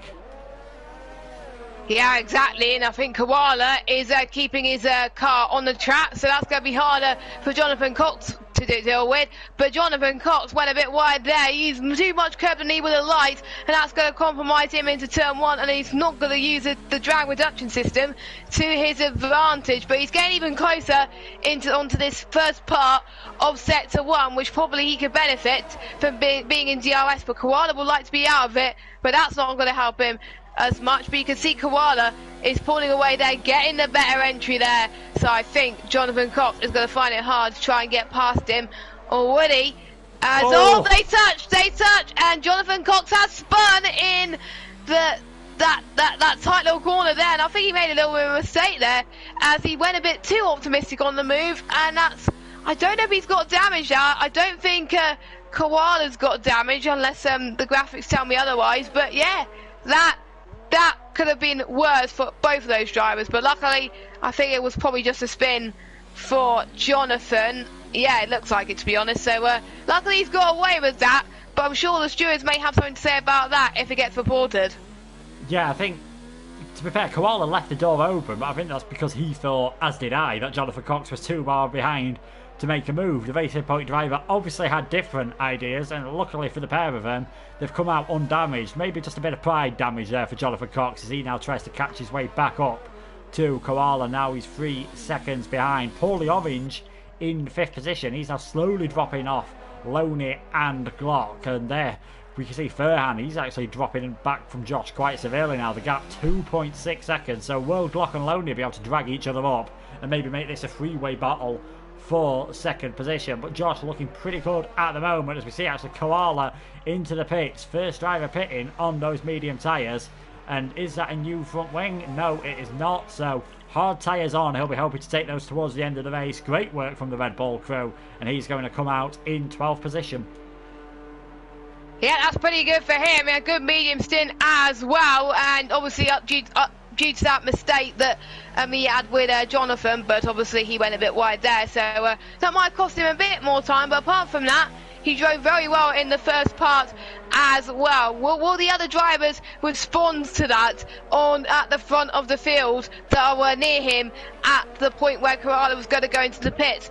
It's going to be a tough call, because you know you can push your mediums a bit longer, but it's going to be tight. They're going to hope the mediums last, obviously, a bit longer, of course. Some of the guys may think it's too early for Koala to go in. Some think it might be just right, but obviously the hards last longer than any tyre around here, obviously, but they're not the best race tyre at the start. But usually it's best when it's a little bit worn at the start, because you get a little bit of a feel for it. So I think Koala is going to be extremely quick when it gets to about lap 10 or 11, I think. So just watch out for him then. But as Josh, he stays out, I do believe Verhan is going into the pits. Yes, he is. And Glock's staying out. Quite a mixture of drivers, strategies at the moment. Lonely is going into the pits as well. And Paulie Orange stays out too. Westy stays out. Silent Ace stays out. Let's see what Jonathan Cox does in at the racing point. He's in as well. So I think it's been pretty much half and half. Some of them are opting to pit on the hard tyres and get it done early. Some of them are staying out, of course, but some of them have their other teammates to think about, so they have to stay out for them, of course. But I'm not surprised Verhan is gone out to go on the hards, because he wants to try and get the undercut on Josh, which could still be possible. Yeah, I can see why he's going for that, but if I'm being honest, I don't think the undercuts may be as much of a factor around this circuit as it is at quite a lot of others, purely because we saw in qualifying, mediums and hard tyres, there was 2 seconds difference nearly between the pair of them. So even these worn out mediums, I think they're going to be fairly comparable lap time wise to these hard tyres, so we'll have to see if it works for Furhan. Loney's only 2 seconds behind him, so I think actually the Toro Rosso driver, who was in 4th position before that pit stops period, has actually gained a bit of time compared to them. And you can see actually Jonathan Cox and Koala, that gap was just under 4 seconds. It is now pretty much bang on 4 seconds, so maybe you do gain a tiny bit of time, but whether it's going to be enough for Furhan to jump Josh, we'll have to wait and see. So here we go now, the race leader in the Renault on lap 9, is he going to react to the pit stop of the Mercedes driver? And yeah, Josh coming in from the race lead. I imagine Glock will be coming in as well, just to cover off Loney behind and some of the others coming in. So we're seeing the first scheduled pit stops of all those on the medium tyres, and that is going to put Aylan then in the race lead, but I'm not sure how long he's going to be there, because he's got a pair of Mercedes right behind him. Yeah, definitely as well. Where is Furhan going to come out on all of this? He's in traffic. That's not going to help him at all. As Josh is coming out, it's going to be close to see who's going to come out in the net lead. Is it going to be Josh, or is it going to be Furhan? It looks like it's going to be Josh, and I think that traffic has cost Furhan, and Josh has hit the wall into out the pit lane. That might cost him a bit as well, but he is in front of behind his teammate, which is going to give him a bit of a tow as well. But that's definitely costed Furhan where he comes out, because he's got obviously he got past his teammate. He's got to worry about getting past Elhan now in the McLaren, and it's no easy feat. Hopefully Elhan moves out of the way, which I do believe he does. Yes, he does. So Furhan is into 4th, but that's costed him so much time. Yeah, and actually the undercut did work for Loney. He's got ahead of Glock, and they're right behind Coutinho at the moment is Loney, as he tries to send one up the inside of the Mercedes, who spun round. Loney's into the wall as well, and Glock says, thank you very much, I'll just get past the pair of you. So Loney perhaps a bit impatient there, trying to get past Coutinho. I don't think was expecting an overtaking manoeuvre there into turns 8 and 9. It's not a conventional place, but now Loney has that front wing damage. The Mercedes does as well. Josh getting ahead of his teammate, but he also has end plate damage, so that might not affect his pace too much compared to the others. We saw in qualifying some of those who did have end plate damage were managing to set fairly decent lap times, but later on, as the tyres begin to wear a bit more, that's when it could become more of an issue. He's about to retake the lead of this race as Paulie Orange comes into the pits, and I imagine NUF1 will be as well. But Loney, a bit of a big loser at that point. Glock's managed to get ahead of him now. He's got a lot of substantial front wing damage. He definitely won't be able to carry on for a long time without pitting. I'm sure he's going to lose chunks of time, and indeed Vittorio Rosso is heading into the pits, and that's going to promote Westy up a couple of places. And Silent Ace, not sure if he had to make a front wing change or something in that pit stop, because he's dropped a long way down the order compared to where he was earlier.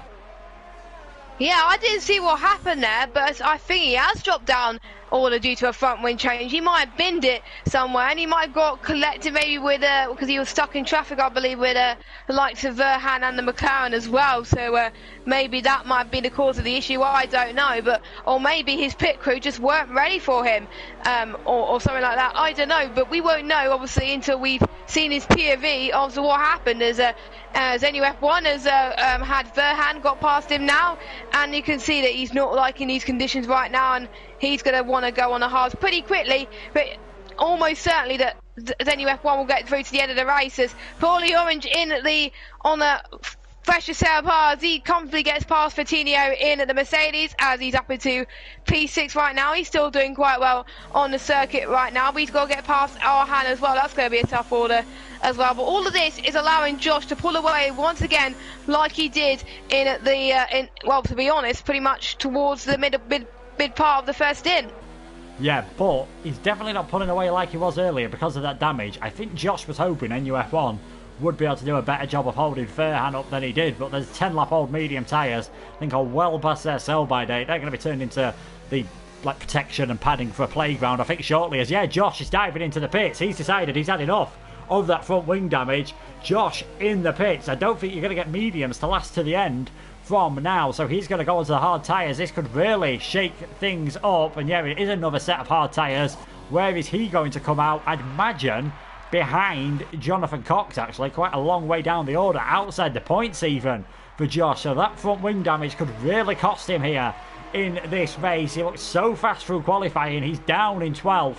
He is going to be absolutely lightning to watch for the rest of this race to see how far up the order he can get. But it is now Verhan Racer in the lead of this race by 1.8 seconds from Glock. NUF1 is in third position. He's still hanging around, and I think deciding not to pit after he saw Josh come in, but I think getting held up by his teammate might have been preferable to staying out on those medium tyres as Paulie Orange makes his way past Aylin, and we can see further down the field Silent Ace and Cassie G battling. Aylin's got a good run though. Surely you can't go round the outside at the Singapore sling. He's gone for it, and I think Paulie Orange was a bit forgiving there and just said, yeah, you've got the momentum, I'll just let you have that place and try and get you a bit later on. Yeah, I think so as well. You don't want to cause too much damage, to be honest, as well, as Jonathan gets his next 3-second time penalty as well. Westy gets past Coutinho. Westy very cheekily trying to not give any of the cars behind him a bit of slipstream, which is fair enough. You get a lot of slipstream on this circuit as well, but it is going to be time for Paulie Orange to get past him. He's going to lose a chunk of time on these tyres as well. Obviously Koala and Jonathan Cox, the only other guys to have pitted, as well as Silent Ace, of course. Obviously Coutinho still yet to pit as well, but he's still catching up with these chain of cars as well. But everybody else, they just got to get their move on really. As well, on lap 13 and 31 we got a yellow flag, and I do believe it's Artilio again in 16th. Yeah, he's really not enjoying this track at the moment. Down in 16th. He's spun again.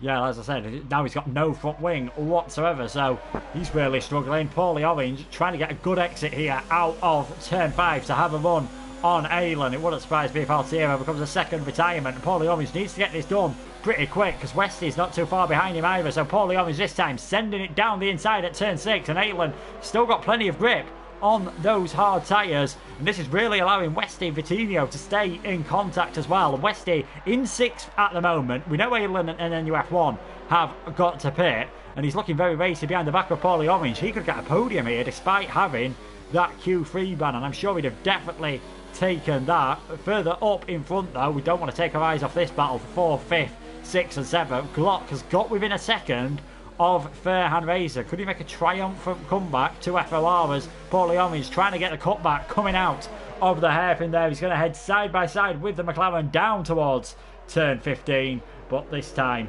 the Haas driver has to stay back. He's got a better exit though, and I think this might be it. He'll have the inside for the right-hander, and finally Paulie Orange making his way through, but no, Aylan's fighting back around the outside. I don't know where he's getting this grip from. This reminded me a bit of, I think it was Perez and Sorokin in 2018, and eventually the two of them came together and it was sort of inevitable. I really hope these two don't, as there we see Artiero has retired in the pit lane. They're still side by side. This is great racing. Oh my goodness. You can get 2 side by side. I don't think you're going to quite manage 3 side by side when Westy tries to join in. Let's see who gets for DRS here. It's going to be Aylan and Westy. He's going to go all the way to the left hand side, and Westy might be able to set 2 in 1 here. Fantastic move from the Williams. And with NUF1 put in, that does put him up into 3rd place, and Paulie Orange, sure, he's getting a bit frustrated at seeing the back of that McLaren.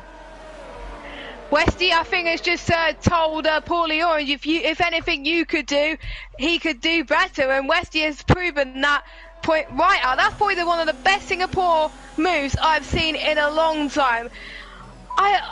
To be honest, 3 wide does not mix in Singapore, and I think these guys have definitely proved us wrong, but I think we may see more people try that, but it could end in tears for some of these guys. But it just goes to show that Westy is a racer, and he can keep it clean when it matters, and he doesn't go for the moves when he can't go for a move.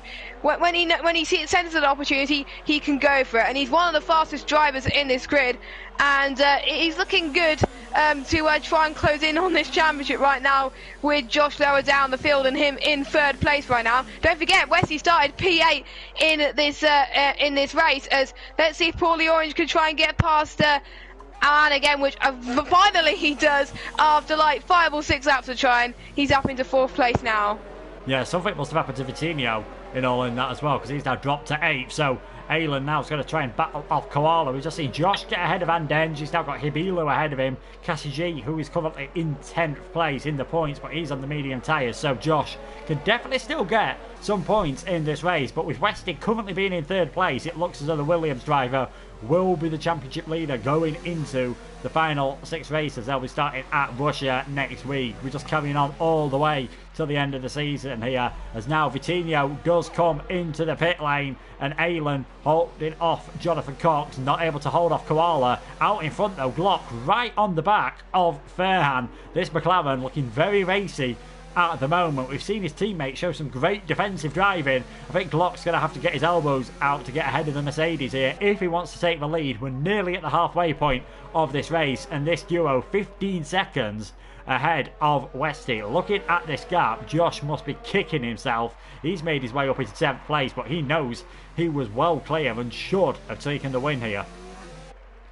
Yeah, but he's made a lot of mistakes, of course, and it's not over until the checkered flag falls, and it's not where you start on pole position, it's where you finish, and Josh wasn't able to do that, and that mistake outside the pit lane really costed him right now, and it is Verhan versus Glock for the race victory at the moment, where it could have been a 3-way fight for the race victory, and I think, yeah, he's definitely kicking himself, but at the moment, Josh is going to get some points, a bit of a consolation prize for him, of course.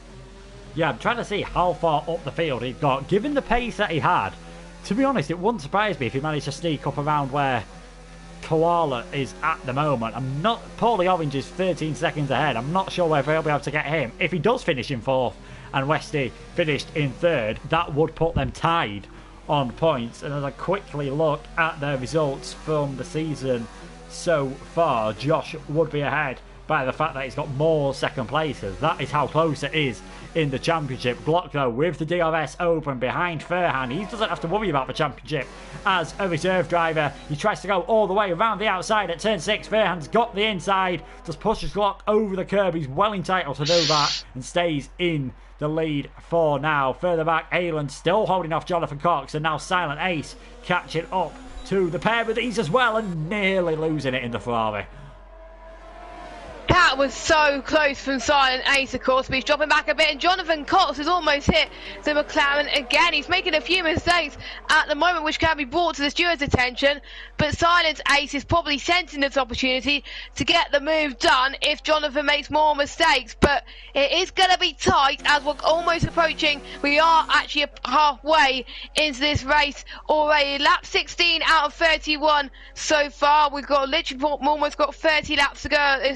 No, not 30 laps to go. What are you on about? 15 laps to go of this race, and anything can happen, of course. And obviously, the McLaren driver is trying to defend for his might here. This could be an overtaking opportunity for Silent Ace in the Ferrari. Can he do it? No, not quite. He backs off for now. They start sector 3, and Glock gets another penalty. That could make or break the chance of winning or losing this race right now. Glock is so close to Furhan right now. Yeah, we've just seen Josh make his way past Cassie G. The mediums on that Williams getting a bit worn. So Josh already up to 9 from where the pace is showing. I don't think it'll be too long before he's on the back of Silent Ace, especially if the Ferrari can't make his way past Aylan. Aylan definitely trying to go a long way into this race until it becomes viable to put those medium tyres on. We did see a few of the hard runners pit earlier on. So here we go at the moment. We've got Aylan 7th, Silent Ace in 8th, Loney. He was well up the field. Remember, he could have had a possible podium. He's currently down in last place as Cassie G decides enough is enough. 12 laps on those mediums. So, judging by that, Aylan's going to be staying out at least another lap or two. The tyres, of course, do last a lot longer later on in the race just because of the lower fuel loads. I don't think there's anything the McLaren's going to be able to do. The Ferrari ahead before the braking zone. And that is a straightforward pass as you will ever see around this circuit. Silent Ace into 7th place. Up in front though, Glock and Furhan side by side heading down towards turn 14. The McLaren briefly ahead, but I don't think it's going to be for long. And Furhan fighting back as well. Glock trying to get the undercut there, coming out of the corner. Bit of wheel banging between the pair of them. Is the McLaren able to get through? We've seen plenty of side by side action. Glock spun! Glock spun! I think they were touching earlier as well. I think they were banging wheels quite a lot there whilst I was following that battle for quite a long time actually, and I think that's what costed Glock, I think. So that's him 7 seconds down on the lead, and we could see Westy back in the picture now. Yeah, Westy's now just 6 seconds behind Glock. I was going to say, we saw Aylan and Paulie Orange show how to drive side by side around the final few corners here at Singapore. I think we've now seen exactly the opposite of what not to do. There was just a bit too much wheel banging there. I'd love to be able to have another look at that from different angles to see whether it was Glock turning into Furhan or Furhan turning into Glock, but there was definitely a lot of wheel banging, and it wouldn't surprise me if that goes to the stewards. We've got yellow flags in sector 2 as Loney, just after he's come over the Anderson Bridge, he's now without his front wing, and that is a safety car.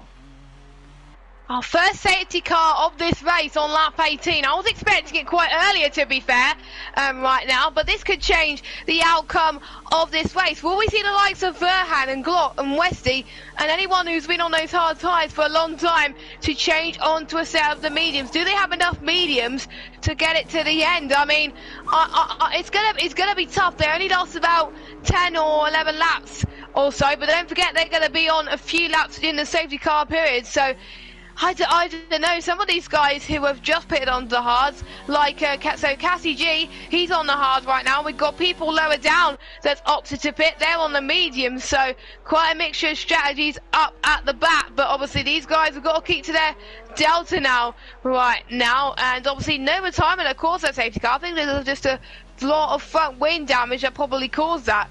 At the moment, I thought we were going to get a lot more safety cars than this, but I'm glad that most of these guys have kept it clean for the most part of this race, which is great to see. Of course, this is how most people should be racing. Of course, as we're seeing how the what the top 3 are going to do. Are they going to stay out, or are they going to take the gamble and pit? Verhan's going to take the gamble then. He's going to go into the pits then. And I think Glock is probably going to do the same thing. Hopefully he has seen Verhan go into the pits. Yes, he goes into the pits as well. Westy then.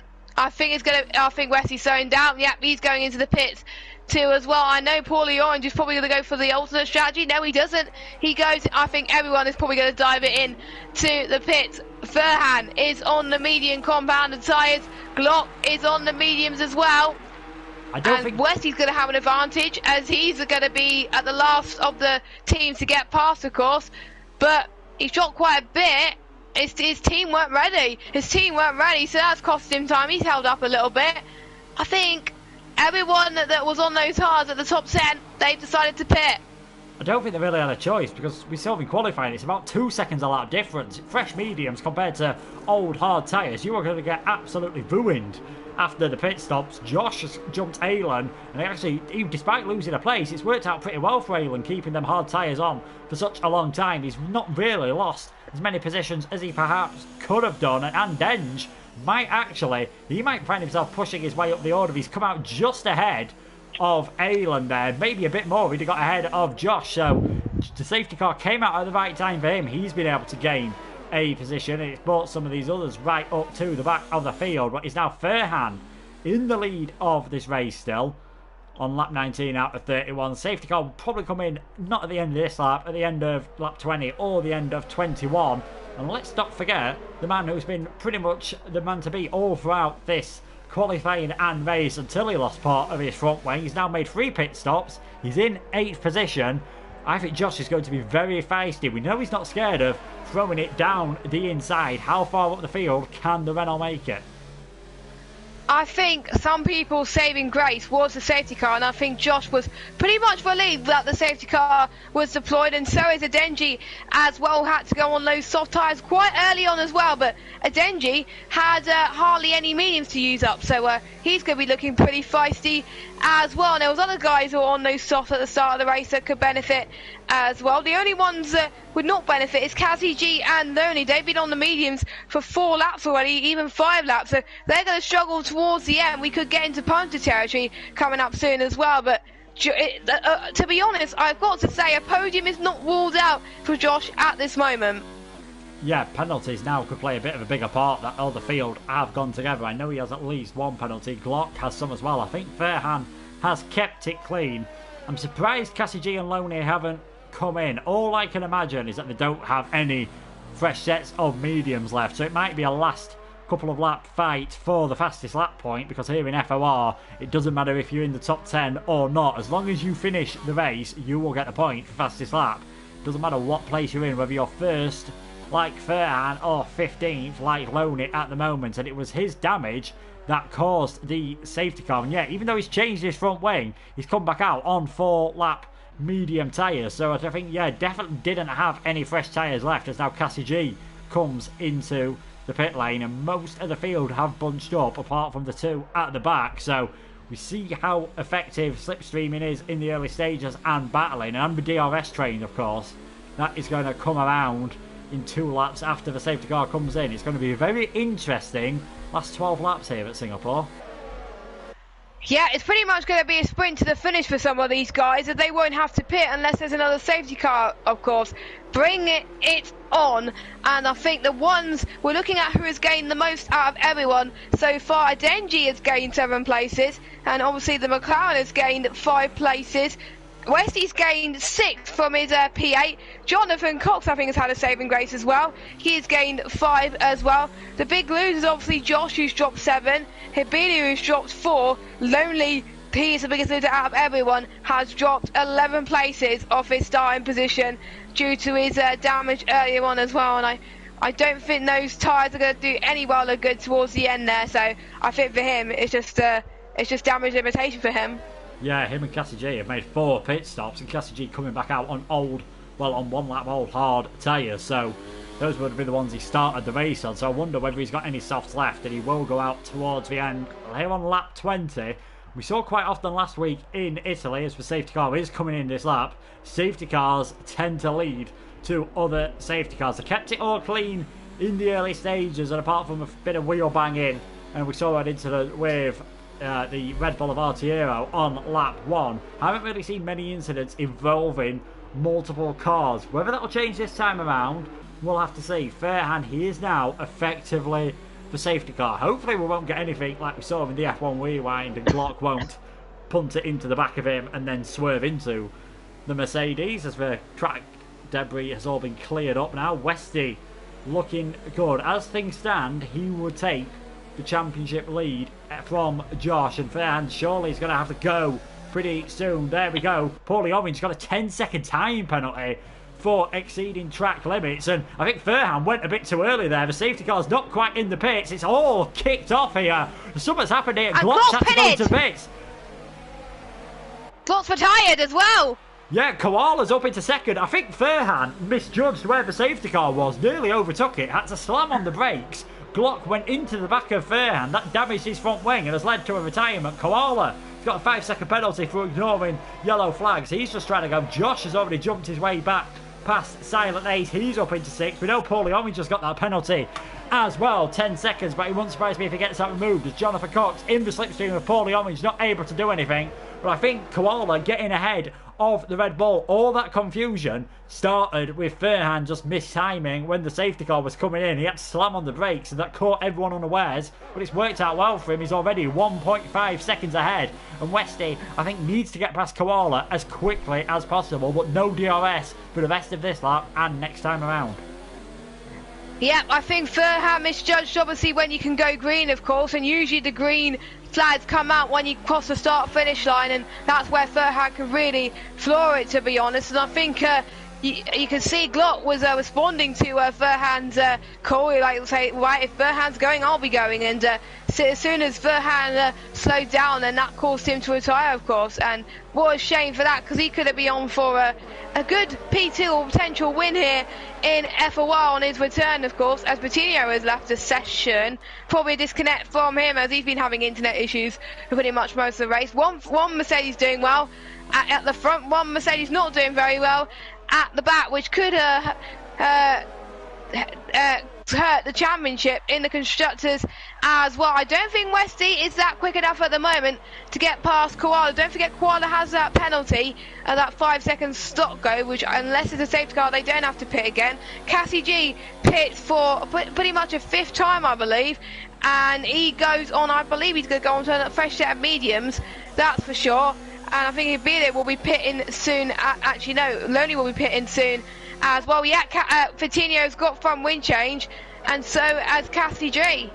Yeah, Josh trying to go down the inside of Jonathan Cox, but Cox here manages to hold it off around the outside for now. No DRS still, of course, and that is why they're finding it a bit hard to overtake in Westy's case. But obviously for Josh in 6th place, Jonathan Cox will have DRS next time around, so that won't make it any easier. So could be very interesting here. Coutinho having connection issues, so he will not be taking any further part in this race. So we're down to just 13 runners. Out in front though, Fairhand looking nice and steady at the moment with a 2.5 second lead over Koala, who's managing to get that Red Bull placed in just the right places at the moment, getting good traction leading on to the main straight, so he's staying in 2nd. Westy 3rd, Paulie Orange 4th with that 10-second penalty, which I imagine he will get removed because the stewards do seem to be overly harsh under safety car periods when it comes to collisions and any possible corner cutting, but he might have just been avoiding all the carnage that was going on with Glock, Fairhand, Westy, Koala. I think pretty much nearly everyone getting caught up in that Glock, and of course unfortunately having to retire. It really looked like he could have had the pace to win this race. On to lap 23 then. DRS will be enabled this time around. This is going to be Westy's best opportunity if he wants to get ahead of the Red Bull. Needs to get a good exit out of these next couple of corners. It looks as though he's dropped back from Koala already. No front wing damage. I can see that could explain why he's dropping back, but Westy needs to make the move soon, and otherwise Paulie Orange, he might fancy his chances of taking a podium out on track with penalty. It's going to be difficult to stay there. Yeah, definitely. Paulie Orange looking very good throughout the whole of that sector 1, and that's probably going to hurt Westy, to be honest. And I think Paulie Orange is staying back just a little bit, but enough to make sure he can keep Westy at bay, of course. But I don't think it's just like Westy's DRS at the moment he's got less compared to Koala. Koala can burn it more than Westy, and I think Westy is doing a little bit more saving at the moment because he knows that if he pushes at the same time as Koala does, then he's going to lose out more of his deployment side of things compared to Koala. Yeah, if I was Westy, I'd try and save a bit more DRS because he's got the slipstream and he's going to have the DRS on the pit straight and along Raffles Boulevard between turns 5 and 7. So why not just save the DRS for that point? Try and force Koala to maybe use his a bit more at different parts of the circuit and just make it a bit easier to get past, because it doesn't really seem as though the Williams has got the natural straight line advantage. Paulie Orange is still right there behind. Jonathan Cox, Josh, Silent Ace has now caught up to these guys as well. Cassie G having to come back out on 7-lap old medium tyres. Really hope for his sake he's got a fresh set of soft tyres to maybe try and set a fastest lap, otherwise it's going to be a very frustrating race after 5 pit stops for him. The Williams pit crew definitely earning their money today. Paulie Orange getting very close to the back of Westy. I think Jonathan Cox has actually made a slight mistake coming out of turn 3 there, and that could give Josh all the opportunity he needs. DRS open though on the racing point. You can see Josh is just running out of ERS, so he's not able to catch up, and Westy not close enough to Koala either this time around. It's all getting very close, and the further Westy stays behind, any chances of victory seem to be going away, as Loney has managed to get past Aylan. That's for Toro Rosso up into 9th place. That safety car really a blessing in disguise for him after his incident earlier on, and of course he was the one who brought it out. Yeah, definitely. And I mean, for some of these guys, it helped them more than hindered them, to be honest. But obviously, Paulie Orange is going to drop his way out of the picture soon. But you can see that the driver that Westy does not want to see in his mirrors is Josh. Josh could see pretty much everyone in this train. Jonathan, Paulie Orange, Westy and Koala as well. So a podium is in sight for the Renault driver who was leading this race until the incident has happened, of course. And Westy has got to be feeling the pressure now that he's got not 1, not 2, but 3 cars behind him, all fighting for the same position. Yeah, Koala's doing a fantastic job, I must say, of saving his ERS, and I think Westy and some of these others behind might have to start getting a bit imaginative with where they want to overtake. We've seen quite often in this race a few cars give it a go into turn 15, so that's near the start of sector 3, just before you get to all those 90-degree right-handers that you can see at the bottom of the track map. We've seen a few cars give it a go round there, and that might be the best chance, because on the DRS straight everyone just looks to like have everyone else covered. Here we go, Westy's going to open his DRS, but he's only on 20% on his ERS. As soon as he drops down below 10, you really lose a lot of deployment, and that is affecting everyone in this train as well. Josh really low at the moment, and that's allowing him to not really be able to get up to Jonathan Cox, who's dropped a bit back from these guys. But Koala's just doing a fantastic job at the moment of holding on to that 2nd place in the Red Bull. It could be looking very good for himself in the Red Bull at the moment. His teammate Artiero retired, although actually speaking of that, Artiero's normally in an Alfa Romeo. It's just the fact that he missed qualifying. But Koala as a reserve doing an incredibly good job in keeping Westy behind, and I am still surprised that the Williams hasn't been able to get by a lot easier. Obviously, Westy was obviously faster than Koala for some of that for Q2 in qualifying. So I'm shocked as well that he can't get past. But again, maybe he knows that the mediums might not be optimum towards the end, so he may know that Koala is pushing and Westy's not, so Westy could use Koala to his advantage towards the end, and that's only with a 3-second time penalty as well. I'm a bit worried about Westy's DRS still at the moment. He's on the balance at the moment, but once he gets onto overtake, the deployment is going to come down really, really fast, especially on the straight as he drops down to 2 quite quickly. Again, it is not going to be enough for the Williams driver to get past Koala at this stage. It might be worth him just giving up on trying to get the overtake done this time around, waiting another lap or 2 and saving that ERS up, because Koala's still looking pretty handy at the moment, so there's nothing Westy can do. Jonathan Cox really seems to be struggling now to keep on the back of these. He's just in DRS range this time around, but unless he finds a way past here, he's not going to be able to. It's him and Josh are going side by side. Josh determined, he knows he's dropping off the back of this train, and there we go, Josh making his way up into 5th place. Great move around the outside. Fair play to Jonathan Cox. He gave him space, but he was starting to struggle. I think Josh recognised that and decided, right, that is the time for me to make my way up. And the Renault driver now up into 5th place. Can he stiff a podium chance here? Possibly even 2nd place. He's just 2 seconds behind Koala, but I know he does have a 3-second penalty hanging over him, and penalties are going to be really crucial here for the order at the moment. Paulie Orange, 10 seconds, could possibly drop him down to 10th position. Furhan doesn't really have to worry about that. Very soon he'll only have 5 laps to go, and he's got a 4-second lead in the Mercedes. Yep, indeed, as well as I think that's the only penalty that Paulie Orange has got. Westy has got 2 penalties to deal with as well. Obviously, Koala has got 2 penalties and a 5-second time penalty as well. That puts him into 11 seconds worth of penalties. Furhan's only got 1 warning, so we could see potentially a podium going to Josh right now, as obviously he had to sorry to interrupt, Jess. Paulie Orange is off the circuit. I think he's gone into the back of Westy. Oh no, he is. So Paulie Orange... Oh, Westy's lost it. Did he? Yeah, Westy's dropped down as well, so I'm not quite sure what's happened there. I think Paulie Orange and Westy have made contact. Josh is already up into 3rd, so Koala gets a bit of breathing space. Silent Ace on the back of Jonathan Cox. That has really shook up the order here. Paulie Orange way down in 10th place, front wing damage. And Josh, I think he must be counting his lucky chickens here. Look, everything has worked for him after he had that front wing damage for what would have been his own mistake in the pit lane. He's up into 3rd place. With Koala having penalties, it's going to be a 2nd place and extending his championship lead, with Westy and Paulie Orange now way down the order. I've got to say, Josh probably might be a cat right now, as his 9 lives is still going strong.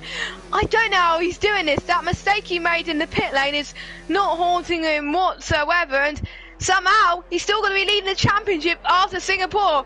We thought Westy was going to do, but after that mistake, it's Josh once again, and Josh is 1.7 seconds behind Koala now. He's going to be 2nd place right now.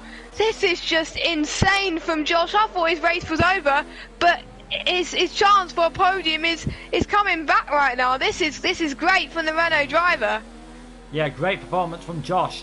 With Koala picking up another penalty, we might see Jonathan Cox in the racing point. He was fuming after that 5 place penalty in qualifying. With 4 laps to go, can Jonathan Cox sneak his way onto the podium in the racing point? His last podium this season was way back in China with a 2nd place. He's only been in the points 3 times since then, and this has been a great race from the Racing Point driver. Silent Ace is going to get his first points of the season, currently in 5th, but Westy, I think, come through that incident unscathed. He's got a fantastic run, DRS open on that Williams, and that is going to be 5th place for the Williams. So can he force his way up through the order? And Denge, who had that jump start, was well down at the back of the field. He's in the points. Loney's recovered to 8th, Aylan 9th, NUF1 now in 10th. As Paulie Orange, he's pitted, put the soft tyres on, as does Cassie G. They're just fighting for that fastest lap point at the moment. Can Josh, in the next 3.5 laps, make up that 1.4 seconds to take 2nd out on track?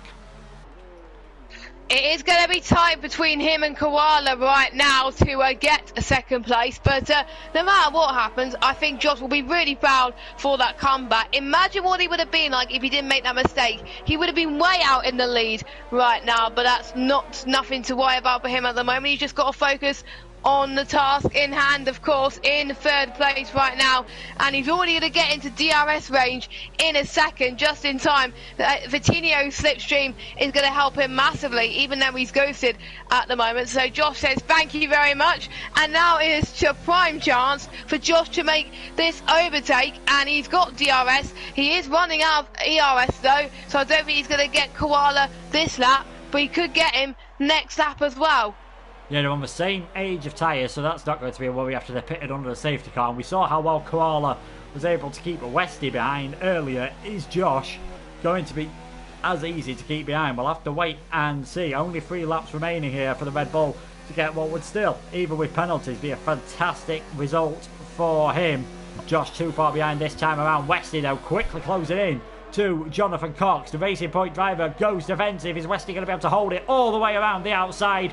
Much better on the brakes, and that is for Williams recovering up into 4th place, but I'm sure he's going to be left wondering what might have been at the end of this race. So how far up the order can he get? Because with Koala's penalties, he might still be looking good for a podium. Silent Ace, he'll be trying to make his way past Jonathan Cox as well. I'm sure the Racing Point seems to be dropping back a bit further now, so I'm not sure whether he's got any damage or just struggling a bit more with those tyres than some of the other drivers around him.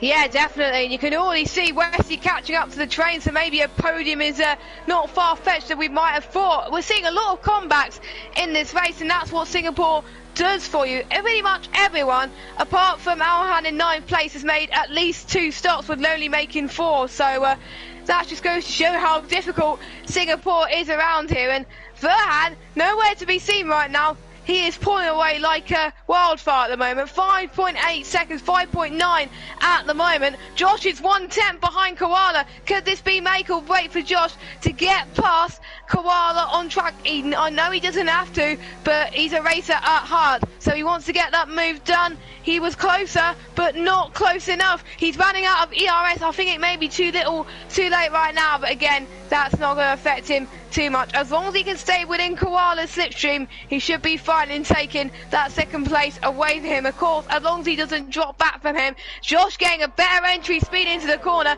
and I think he's going to breeze past the Red Bull driver, and he's up into 2nd place. What a move from Josh.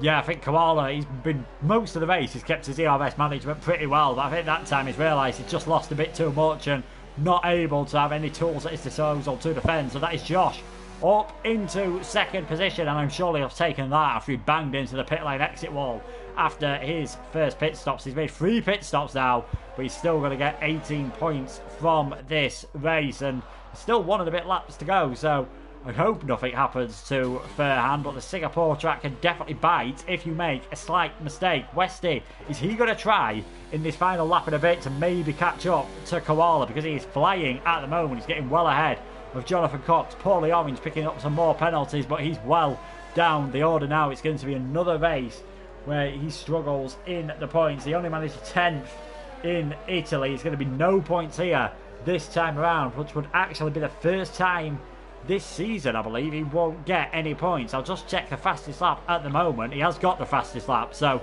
he would still sneak a point for that, but that could change in the final stages with Cassie G also on the soft tyres. We're on the final lap of the race then. Verhan with a 6.7 second lead. Josh seems to have escaped from Koala. Is Westy going to be able to catch up? Silent Ace just dropping back now from the Racing Point driver ahead. So I think things beginning to settle down in the order. Maybe Alan on those fresher medium tyres. Is he going to be able to find a way past Loney? Has gone very deep into turn 2 and 3 there, and this could be the chance for the McLaren driver to make his way up into 8th position. Yep, so here he goes, and has only made a little bit of mistake there going into the DRS straight. This could be the McLaren driver's chance, and he breezes past him once again. That mistake costed Lonely the Toro Rosso driver, and that is 8th place for him. It's not going to be enough to catch the Alpha, but never say never, as Lonely tries to go for a really good move on the McLaren driver, and he says thank you very much. He's up into 8th. That mistake didn't come back to buy much. Lonely's made a mistake as he's gone back down into 9th place. He was on a high, now he was on a low, then he was on a high, then he was on a low again. That is a bit of a shame right now, but Verhan, he's got the last sets to go before he wins the Singapore Grand Prix, or will he? He's got, as long as he keeps his car on the circuit and not go into many walls, then that's the win guaranteed for him. And what a drive it has been for the McLaren driver. Of course, he's driven well. He only got 8th place in, I believe, Italy, but he's going to get his best finish of the season. His best finish was reserved in the Toro Rosso. He's going to get his first win as a full-time driver in 1st place. And what a comeback from Josh M97 to get 2nd place in the Renault. What could have been, though, if he didn't have that instant in the pit lane. And Westy gets a podium. Jonathan Cox drops down to 5th, and so does Koala, as Adenji, out of all people, he gets 4th place. He was, I believe, didn't make it through Q1, and he went from last place pretty much all the way into 4th. That's amazing.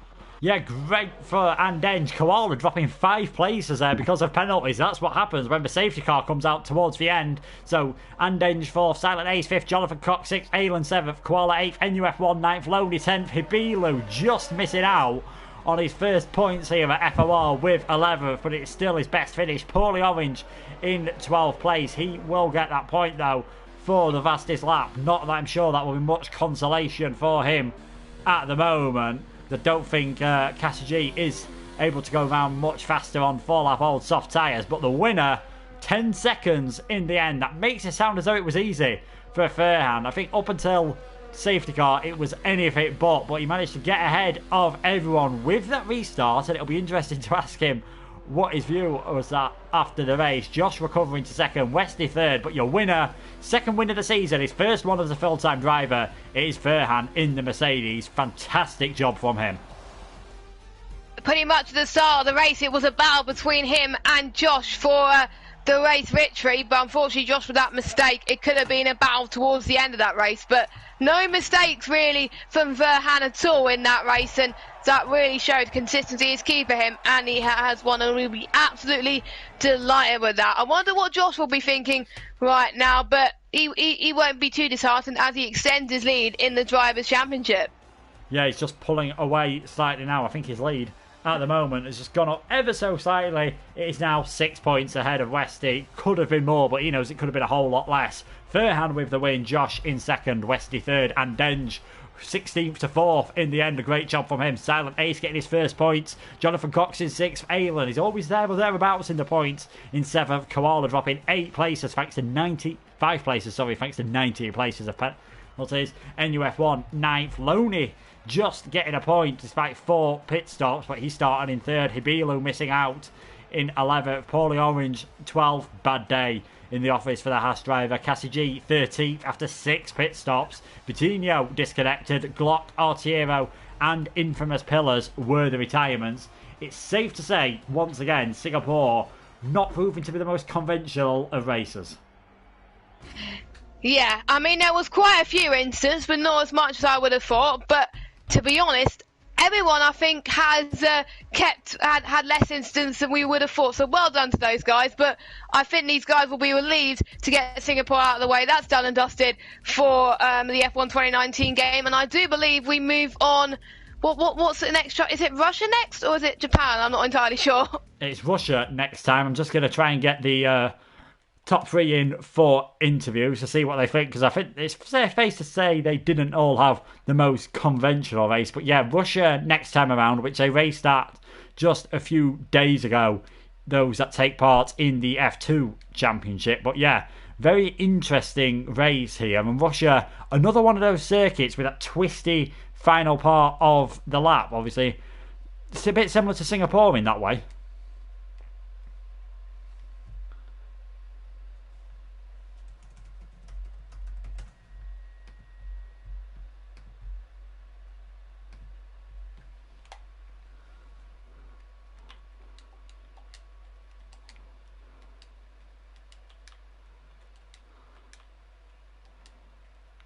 Yeah, because obviously Furhan, he had that incident in this race with Glock where the two spun around and then there was the safety car. We have actually now got the top 2 in, so congratulate them on what was a very interesting race. And Furhan, you, first of all, you took the win, but it's fair to say it wasn't the most straightforward victory. Oh, actually, Furhan's quickly left, it's now saying, so he's trying to come back in. I think he's just having a few connection. Yeah, so I think while we're sorting that out, we'll just go to Josh, who finished in second, and you must be kicking yourself after that pit lane ever.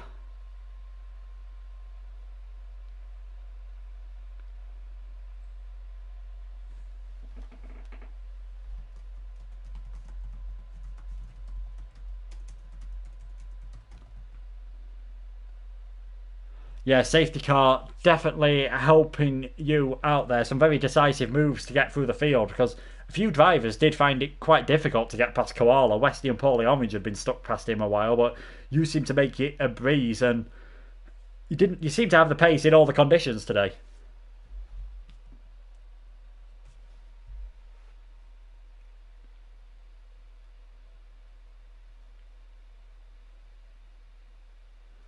Yeah. Oh,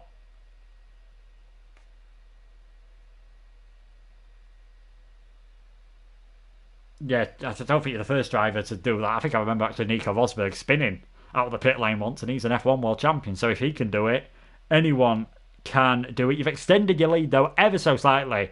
Now it's now 6 points ahead of Westy, and I think after obviously coming out outside of the points in the safety car period, I think you'll be fairly happy with the recovery job.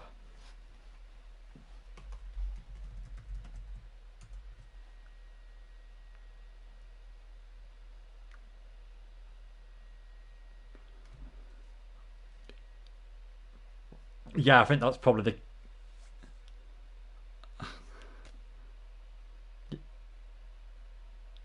Yeah, well, Russia next week obviously will give you a chance to try and recover straight away. So well done on your second place. But the race winner, Furhan, taking the victory. He took the lead at the start. Josh managed to get back ahead. And obviously once Josh made his mistake. But the safety car restart, I don't think it's the most textbook safety car restart I've ever seen, Furhan. But it seemed to work.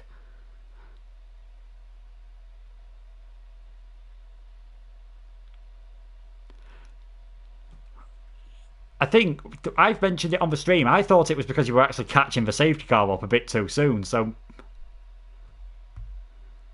and then I think that led to a bit of carnage behind. There was so much going on we didn't quite see it all because was it Glock who ended up running into the back of you, and then Koala ended up overtaking Westy and getting a penalty as well.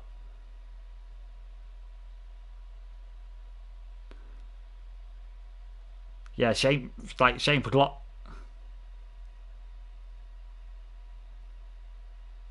Yeah, we'll have to see if Glock does take that to the stewards. And also, there was a bit of wheel banging between you earlier on in the race. You and Glock going side by side, and the McLaren driver ended up spinning. What was your view on that?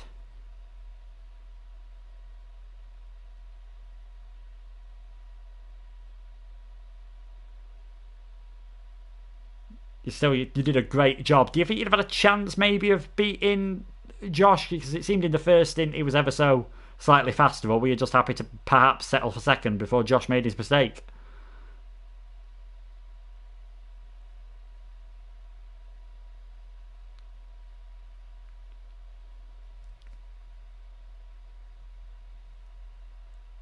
No, but you managed to keep it clean enough to take your second victory. First one as a full-time driver. Great job from yourself. Fair hand. Jess, do you have anything else to add?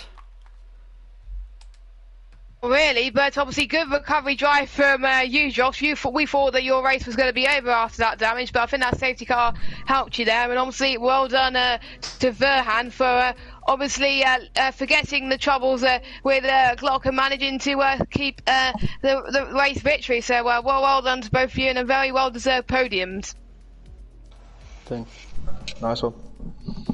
Yeah, thank you to Fairhan and Josh for joining us. Unfortunately, Westy unable to join us, which is a shame because I was going to ask him about what happened with himself and Paulie Orange. I think it's fair to say Josh feeling pretty downhearted, and Fairhan just sounded a bit like he's relieved that race was over in the end.